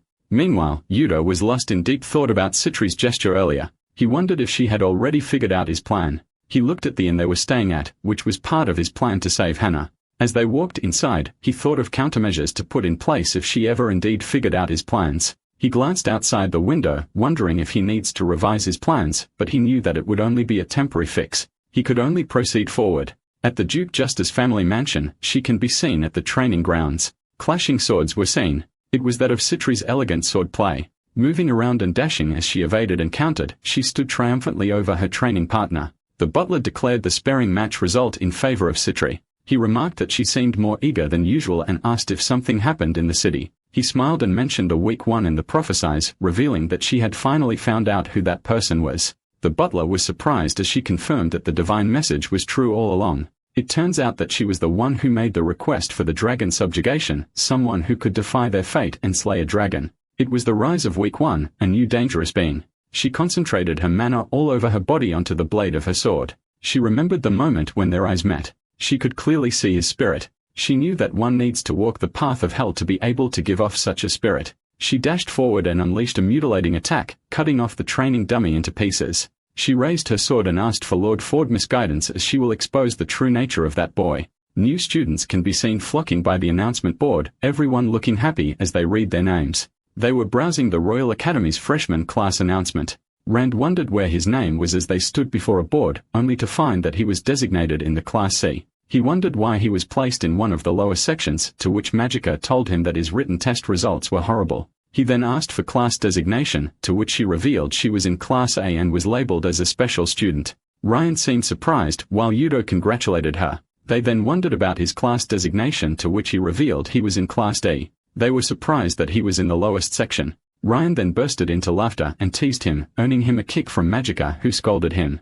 He revealed that he only had 1-star existence power, so he could only be placed in the lowest section no matter how good his grades were. He doesn't really mind it. It was not his priority after all. He cryptically said that this was for the best, leaving the two of them confused. At their building, the three of them finally parted ways as they went to their respective classrooms. He walked happily, hoping that the two of them could adapt well at school. He finally arrived at his room. This is where the real problem starts. He remembered what happened in his past life when he opened the door. A water spell was activated above him. Typical immature student's silly prank. The water splashed all over, wetting the floor. One of the troublemakers brushed it off as an accident while practicing, asking for forgiveness as they said they didn't do it on purpose. They then wore their evil smiles, showing their rotten nature as they berated him. He stepped inside, then politely told them to practice hard as he sat on his chair. The two of them were surprised to see that he was not wet at all. The other bully shoved his friend aside and activated another water spell. He launched it at Yudo. As the water approached him, he knocked his finger to the table and activated a shield. The water was stopped midair, not reaching him. The two of them were surprised that the magic bounced off. He yawned, bored of their uncreative antics. The bullies thought he had a decent barrier, which he stole from somewhere. A smirk formed in their lips, activating a flame magic spell as they decided not to leave him alone. He has seemingly gone crazy and aimed the flame spell at Yudo. He looked back, seemingly annoyed with their constant bothering. Suddenly, the door swung open as a girl entered. Yudo looked, his pupils dilated in surprise as he recognized her. It was the exact moment the bully casted his fireball spell. He wasted no time and immediately dashed, intercepting his attack midway. He clenched his fist and suppressed the magic spell before it was fully casted. Then a loud crash was heard. His fist has punched through the wall beside the bully's head as he scolded him gently. He wore a polite smile, but his tone was threatening as he warned him that someone could get hurt. The bully was utterly terrified. Meanwhile, the girl asked what had just happened. The atmosphere suddenly turned nostalgic. Yudo missed her so much. He turned back to see the girl he yearned for all this time. Standing there was Hana, surprised. He approached her and said that she doesn't have to worry about anything. There was just someone who was practicing magic in the classroom. As he walked past her, he gritted his teeth as he desperately tried to hold himself back. He only has 5 years left to live, and he knows that if they become lovers again like before, he'll leave her behind. Despite this painful situation, he remained committed to the vow he made. He's going to protect her. Meanwhile, Hana seemed to recognize him. All this time, Hana thought that getting accepted into the school was but a miracle. She came from the prestigious family of Marquis Cornell, a historic noble house of the Kingdom of Euphonia. As the heir of the family, her parents had high hopes of her, so much so that they even went as far as hiring one of the kingdom's top private tutors. However, her talent proved to be of use. Even the famed private tutor gave up on teaching her as she could not surpass her natural ability. He revealed that she does not have any talent to grow. Despite having an existence power 4 stars, she had nothing to build on such an excellent foundation. She watched as the instructor dropped the hard truth that she was an incompetent child. 10 years have passed since then, and her tutor's words proved to be true. Her level didn't rise at all, and everyone started to look down on her. Even her very own father rejects her, looking down on her incompetency. She only managed to get in due to the political consideration on the school's part. She was very cautious to not let her incompetence be known and tarnished their family name, leading her to live a school life going around unnoticed. She chose to be quiet and made sure that no one sees her. She decided not to speak her mind or give opinions so that no one could refute it. As she opened the door, she was prepared to have a school life of being completely alone. However, she was stunned upon entering the room. Her melancholic mood seemed to have lit up as she saw Yudo, who was looking back at her. It was as if the flowers had bloomed. She was utterly stunned, and the same goes for Yudo. She remembered asking her mom what it meant when one's destined to be with someone. She only replied that she'll know immediately when she met that person, not knowing that he was just within her reach. Yudo walked past her, making her turn around. She felt weak on the knees and fell on the ground. She was sure of it. He was the one she was destined to be with. At the school training grounds for the martial arts class, the students can be seen being taught by instructor Levante. He gave them verbal lessons as they went on with the class. He also told them that any student who had no willpower will get expelled. He then noticed Yudo using a fancy dagger made of dragon's tooth. He called them out, then extended his hands to abruptly grab his blade. He immediately ducked and evaded, backing off and retreating out of the instructor's reach. He wondered what the instructor was doing. Levante demanded him to hand over the weapon as he wasn't ready for it yet. He also questioned him how he got his hands on such a high-grade weapon. He knew that they wouldn't believe him if he said he made it from the dragon he took down by himself. He insisted on keeping the weapon first until his level increases, then ordered him to hand it over. Murmurs and whispers were heard among the class. The bullies seemed to be enjoying his situation. Yudo was speechless for a moment, prompting Levante to charge forward to forcefully confiscate the weapon. He evaded Levante, who in turn charged forward once again and tried grabbing dagger. As Yudo evaded him, he couldn't help but think that he really is in a class. The true nature of the instructor was starting to show, showing contempt and prejudice against him. Seeing him being stubborn about not handing the dagger, he suggested they play tag to settle things. Yudo was surprised. What was he scheming? He said that he could keep the dagger if he couldn't tag him before the class was over. Yudo figured out that he was just being greedy toward his weapon. He knew that a teacher must not abandon class just to do this. Levante began stretching, declaring that refusal will result to his defeat. He then dashed forward, planning to forcefully take the weapon for himself. They have a full hour to play tag. The greedy Levante immediately charged forward, prompting Yudo to raise his guard. The instructor leaped, charging like a wild beast. He immediately leaped to evade him, then continued their cat-mouse chase all around the training grounds. Yudo couldn't help but acknowledge his speed despite his big build. However, it couldn't be compared to Magica, and knew that he could manage it. Levante refused to acknowledge his skill and attributed it all to luck. He then casted a magic spell, conjuring an intense gust of wind behind him that surprised Yudo. The wind pushed him forward, aiding Levante as he tried to reach him. He grabbed forward, thinking that he already got him. But as the wind calmed down, he found out that he managed to evade it as well. Yudo landed gently behind the instructor, remarking that it was dangerous. The bullies cheered on Levanti. Alhana seemed worried for Yudo. Seeing the instructor go all out, he wondered if he really was willing to go that far. With this, he was left with no choice but to use that hidden skill. He pressed his foot firm to the ground and activated Shrink, instantaneously dashing away. As Levanti tried to grab him, Yudo has already positioned himself behind the instructor. It was his recently learned trick that allows for rapid and short-distance teleportation. Levanti gritted his teeth as he wondered why he couldn't catch him. He looked back to him, asking if he really thought he was able to avoid him. He pointed out the ripped part of his shirt, saying it was his fast attack that tore it without him realizing it. However, he knew that the tear in his shirt wasn't because he touched him. He tried to reason out that it was because of the wind magic, to which the Levanti didn't give him any chance. Even the bullies chimed in, saying they saw the instructor touch it. But Hannah knew they were lying. It wasn't a speed that could be seen by the naked eye. He began to realize that he's in a rough situation as they wouldn't believe him. Levanti then demanded him to hand over the dagger. Suddenly, Magica chimed in and said he wasn't able to touch him. Yudo asked what she was doing there, to which she said she was just passing through. Knowing her status, Levanti decided not to argue further as things might get troublesome. He acknowledged her words as the truth, given that she has a special eyesight as a beast girl. She then turned to Yudo and ordered him not to lose to someone like him. The greedy teacher smiled and asked if they could now start again. He activated the Wind Cutter magic spell and surrounded his hands in a massive air in the shape of a hand. He boasted his skill, saying this is why he was an A-class adventurer. He then leaped to resume the game of tag. A smile formed in his lips as he swung down to grab him. Such a smile then turned into a scheming smirk. The magic he used just now had an effect of simultaneously scattering wind blades in all directions. He thought that he could easily get away with it if he ended up dead. However, Yudo stood nonchalantly in the face of rushing wind blades. He closed his eyes and concentrated, analyzing the type of magic Levanti had just used. He then opened his eyes.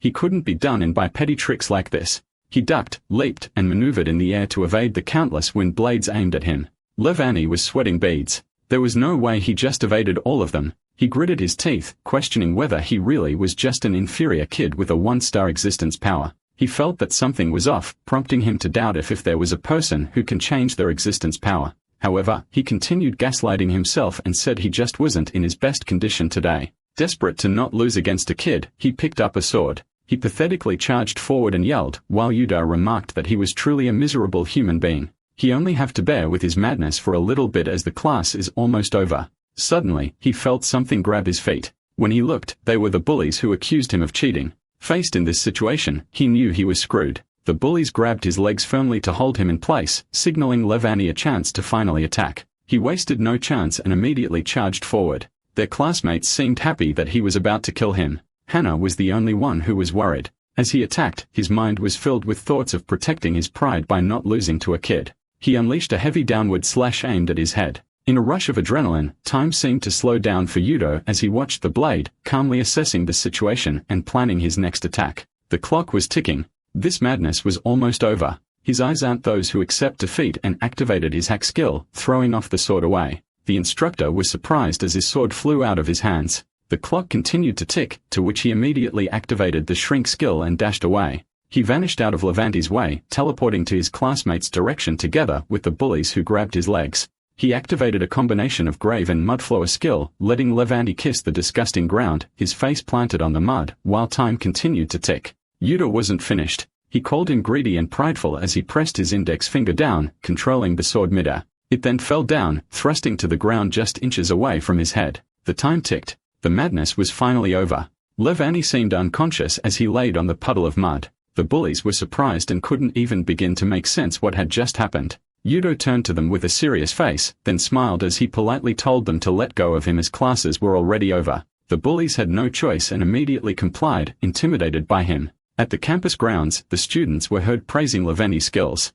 They were even aspiring to become like him one day. Behind them was Yudo, who seemed disheartened that no one remembers what he just did. He could feel the intensity of the magic that permeates this world. Suddenly, someone punched him. It was Magica, pouting as she looked at him. She then scolded him for being too complacent and letting someone grab him from behind. She then invited her to a training after school as a punishment. As they continued bickering with each other, Hannah was watching them from a distance, speechless as she stared at Yudo. It was afternoon at the academy. Inside the training grounds, clacking of weapons were heard. It was Hannah, practicing her swordsmanship on a training dummy. She wondered why there was no one who praised Yudo. He acknowledged that Levanti was incredible, but she clearly saw that Yudo was much stronger. She wondered how he was able to do all that even with an existence power of 1 star.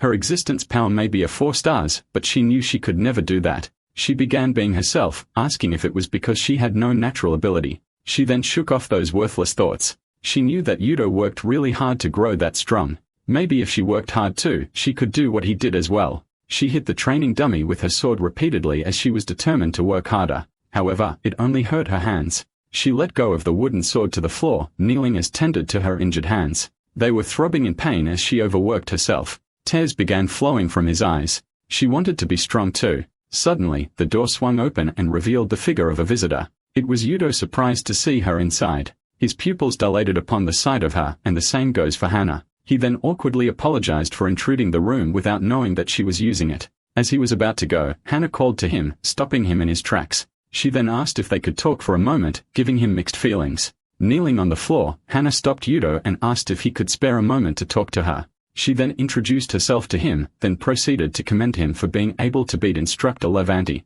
He looked sad as she asked him how he got so strong. He gritted his teeth and tried his very best to resist. He only had 5 years left to live, and getting close with her would only make her sad later. He proceeded to give her a thrifty reply, then excused himself as he walked out the door. But before he could leave, Hana grabbed his hands. Both of them were surprised with what just happened. She then blushed as she realized what she just did, and the same goes for Yudo. She immediately let go of his hands and frantically tried to apologize. She was so embarrassed and humiliated. Meanwhile, he showed a soft smile as she looked at her. She hadn't changed at all. She then asked if he could train her, explaining that her skills just don't improve no matter how hard she tries. She turned to him, feeling like he could get better if Yudo would be the one to train her. She then apologized to him for bringing it up so suddenly. He remained speechless while she asked if she was being imposing. Looking closely at her hands, he was speechless upon seeing her injuries and calluses from training so hard. He thought that he had already broken his rule of not getting involved with Hana.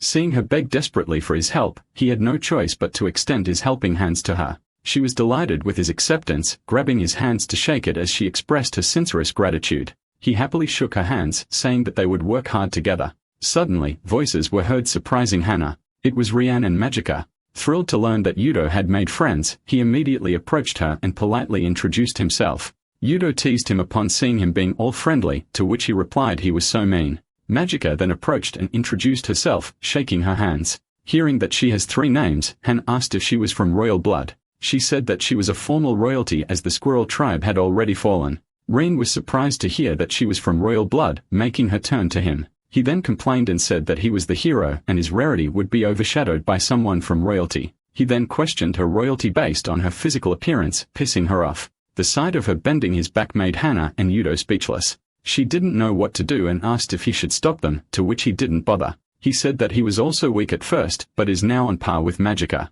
He then assured her and said she'll definitely get stronger. A few days later, the 4 of them found themselves in the outskirts of Euphonia. Yudo introduced rude Hana. Together, they traversed the depths of the forest where they would spend their time for training. They then climbed a steep hill with Yudo assisting his lover as he checked up on her. They then asked about her existence power, to which she revealed she has 4 stars. However, she said that she doesn't have any natural abilities, leaving all her levels being stuck at 1. They were surprised to hear this, questioning if her circumstance even makes sense as she apologized. However, Rand didn't mean to berate her. He actually thought it was the best. Both Yudo and Hana were surprised, asking what he meant. He then revealed that natural ability may be essential for human growth, but it also serves as a limiter. In his perspective, having a natural ability makes it seem like life is predetermined. However, not having a natural ability means one can freely choose their own path in life. That's why it was amazing. Yudo was surprised to hear these words from Ryan. He was right.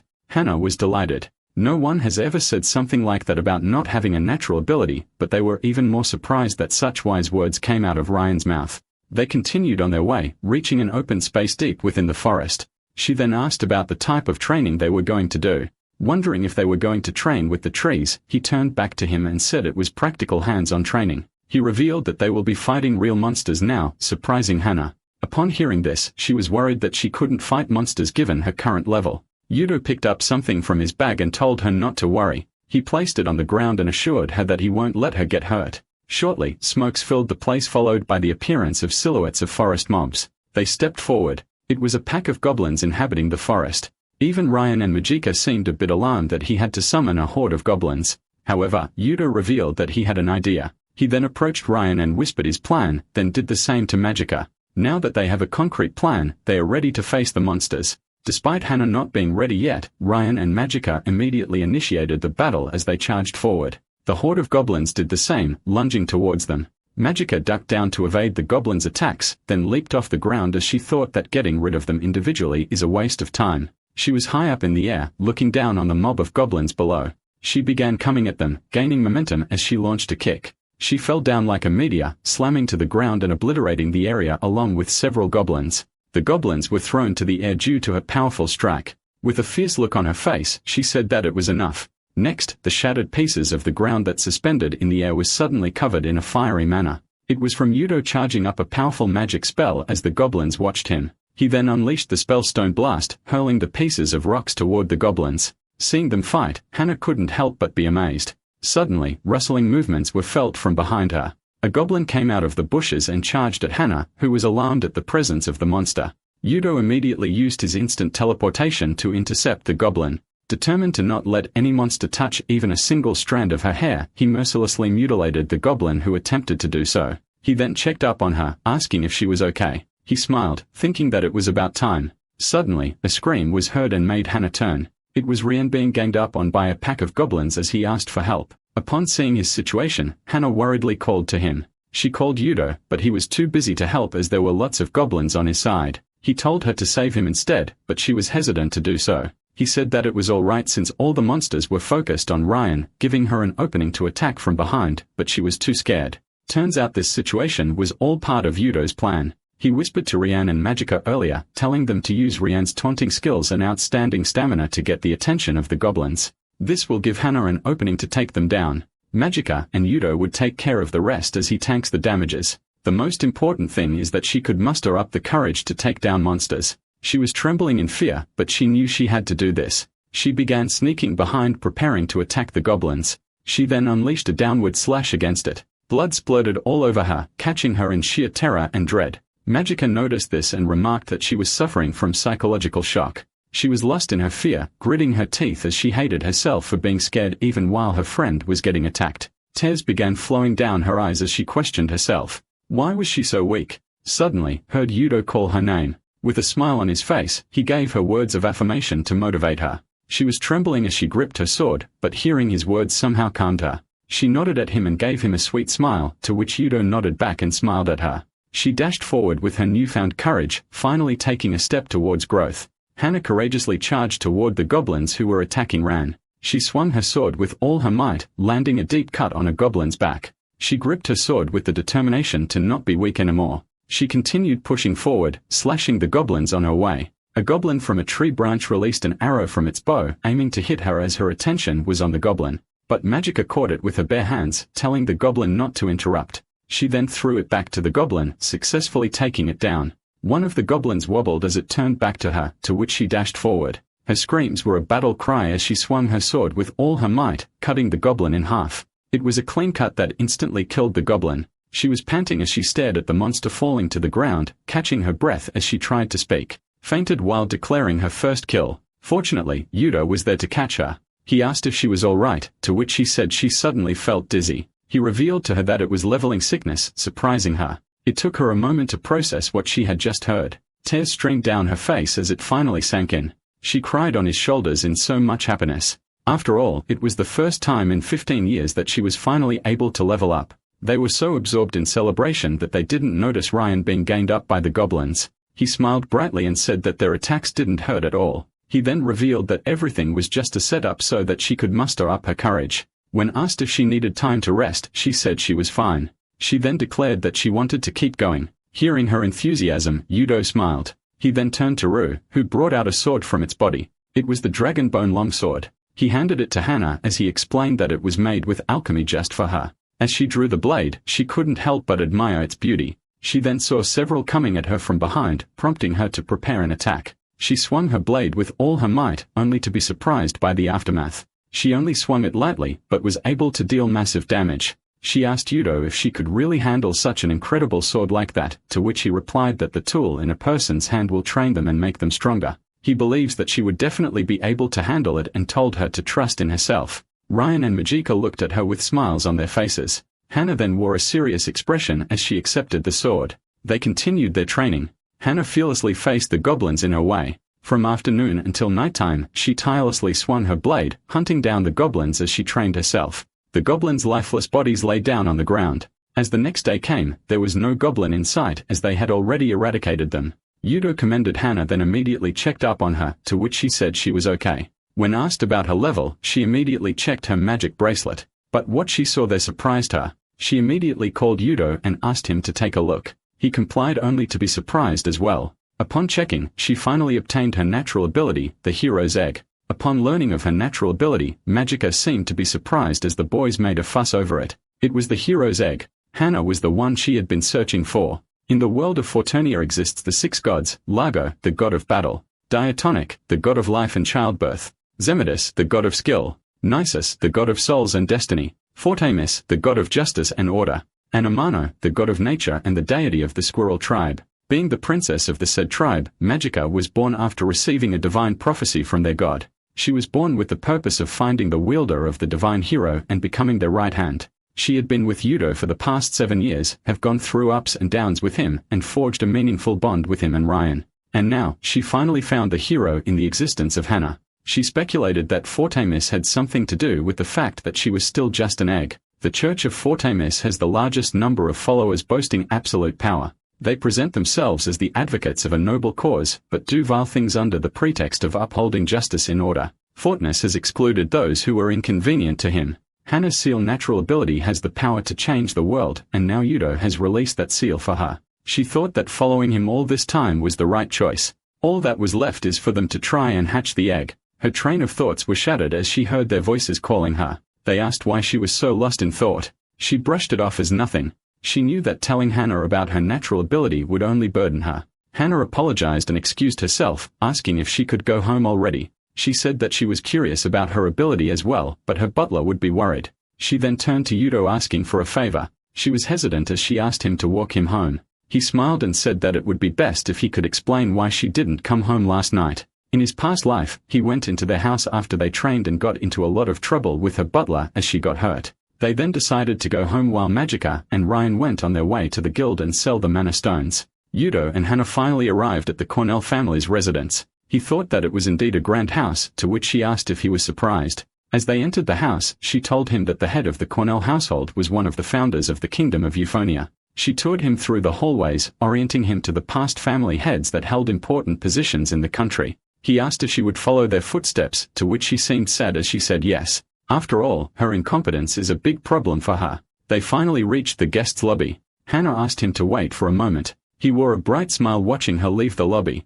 As soon as she left, his eyes turned serious as he spoke. "You may come out now." Out of the mists emerged a blonde, sophisticated man. He introduced himself as Clean, the butler of the Cornell family. He also knew who he was, leaving him speechless. Seeing that he was hiding himself earlier, Yudo guessed that the butler had something to say to him. He wasted no time and immediately asked why he had approached Hannah. He added that there were 30 other students in their class and reiterated his question. He knew that the butler wouldn't believe him if he said it was just a coincidence. He chose to say that Hannah doesn't have a natural ability, giving him a sense of familiarity with her. He said that as someone with a weak existence power, he shares the same sentiments with her of wanting something they couldn't have. The butler threw an inquisitive look at him, but Yudo was unfazed. He stepped forward as he agreed with what he had just said. He is indeed in the same situation as her. He proceeded to prepare a cup of tea as he said that Hannah has never looked happier the past few days, knowing that Yudo was the reason he thanked him. He then asked him one last question. What type of relationship was he hoping for with her in the future?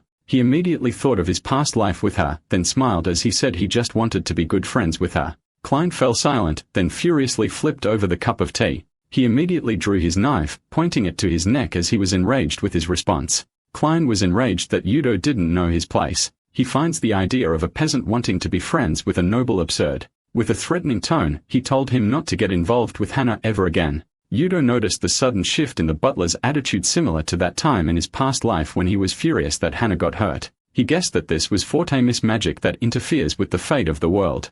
That in mind, he knew that staying silent would repeat the outcome in his past life. He threw a glare at him, thinking that he couldn't surrender his fate like that. He immediately teleported away out of Klein's knife, asking why he should do that. He couldn't think of any logical reason why he wanted him to not get involved with Hannah. Klein proceeded to tell him that being friends with a peasant like him would tarnish her dignity. Another thing, he also had a weak existence power that makes him even less dignified. But to Yudo, Klein was the one who's tarnishing her dignity. Hannah has become much stronger after training with her, placing her among the top in their class. He then asked what Klein had done for her in the past 15 years, catching him off guard. Yudo dropped the harsh truth. He had done nothing for her as evidenced by her being stuck at level 1. He only cared for and preserved appearances. He did not try to change anything. Yudo vanished once again, dashing around the room at speeds invisible to the naked eye and snatched Klein's knife. He went behind the butler's back, exposing the 5 other butlers in the room who are using stealth skills. He whipped out the knives he snatched in the short time he dashed around the room. It was already too late when Klein realized that his weapon was snatched. He asked how they intended to stop him if the situation were to escalate dangerously, surprising the other butlers. That's when the realization dawned into him. His so-called dignity is meaningless if he couldn't protect Hannah. Yudo gave him a serious look after saying all that, to which he asked what his intentions were. But he couldn't finish what he was saying. Hannah came back to the room and apologized for making Yudo wait. She was then surprised to see Klein in the room and asked what he was doing there. Both of them smiled as if nothing had happened earlier, assuring her that everything was fine. He then got up, telling Klein that he looks forward to meeting him again. The butler bowed down and returned to polite remarks. Yudo and Hannah continued on their way upstairs. As they walked, he was worried that they might think that someone was after their family after what he did. However, he deemed it necessary to instill a greater sense of urgency to them. It turns out that they were brutally killed by Gamazin in his past life. His train of thoughts were then shattered, flinching as he heard Hannah's voice. He apologized as he was thinking about something else. They finally arrived in the room, a lamp and flower vase by the bedside, as well as books displayed in the study corner. Yudo was utterly surprised. He never got past the living room in his past life. Hannah said that it was her bedroom, surprising him. He blushed as he explained that it was a custom in the noble society to invite close friends into one's bedroom. She wanted to take this opportunity and expressed her gratitude. He refused the credit and said she was able to grow strong because of her hard work. She chuckled. It was her expected response from him. She then blushed as her tone became a little more romantic. Yudo was alarmed. The past life where Hannah asked him out was repeating itself. He clenched his fist and thought that he couldn't let that happen in this life. He knew that he would inevitably dream of a happy future and the tragedy would be bound to repeat itself. He thought of turning her down, thinking it was the best for her. She blushed as she finally spoke her words full of suspense. She seemed hesitant, but asked anyway, "Will you be my real friend from now on and forever?" This wasn't what he was expecting, catching him by surprise. Hannah asked if he could become her real friend, surprising Yudo who didn't expect it. He fell to his knees, embarrassed with the fact that he thought he would ask him out. Seeing him became all doomed, she was confused. He immediately stood up, thinking this situation is better. He shook her hands and agreed to her request. She smiled cheerfully, saying she was so happy. Behind those smiles, she turned out to be secretly wanting to ask him out. Back at the living room, she thanked him for spending time with her today, to which he apologized instead for staying too long. He then noticed something. A beautiful sword put on display caught his attention. She then told him that it was a sword made from a rare or called orichalcum. Yudo was fascinated as it was his first time seeing it in person. She told him that no one has been able to wield it, prompting him to ask why. It was then revealed that the sword has some sort of restrictions on it. The condition for wielding such a powerful sword would be to have genuine desire to protect everything precious in the world. But it was a paradox to protect one's own country means to destroy what's precious to another. She then asked him if he was really going to leave without having dinner, to which he said it was okay. He said that his status as a farmer would cause troubles if he stayed there. She then promised to see him tomorrow at school. His smiles turned into a serious look as he called her name. He smiled once again and declared their friendship. She looked at him as he said those words, "They will be friends now and forever." He left the house with a melancholic atmosphere, knowing that the future they wanted would never come. It was exactly 7 hours before Hannah's death. He was back in his dorm, only to be greeted by Rue as he asked if he sold the mana stones from the goblins. Rue happily rattled out the coins they earned from selling the mana stones. He was happy upon seeing their earnings, planning to tell Magica to give some to Hannah as well. He then turned to Rue and told him to sleep at their friend's room tonight. He added that he had something to do on his own tonight, then asked him to tell their friends good night for him as well. But the slime then threw tantrums. He doesn't want to go. He then clung to his lap, to which he responded by patting it.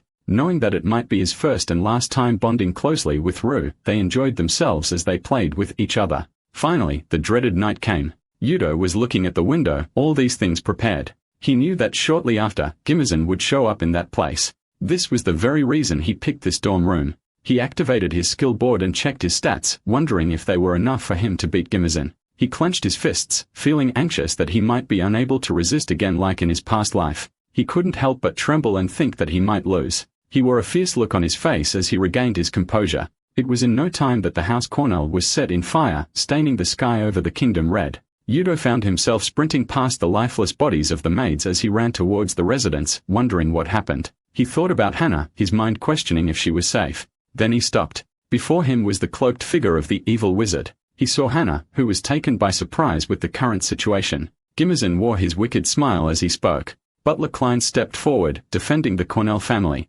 Gimizan conjured a purple orb declaring the death of Hannah as per the so-called royal decree. Alright, that's the end of the story. Thanks for watching. See you in the next one.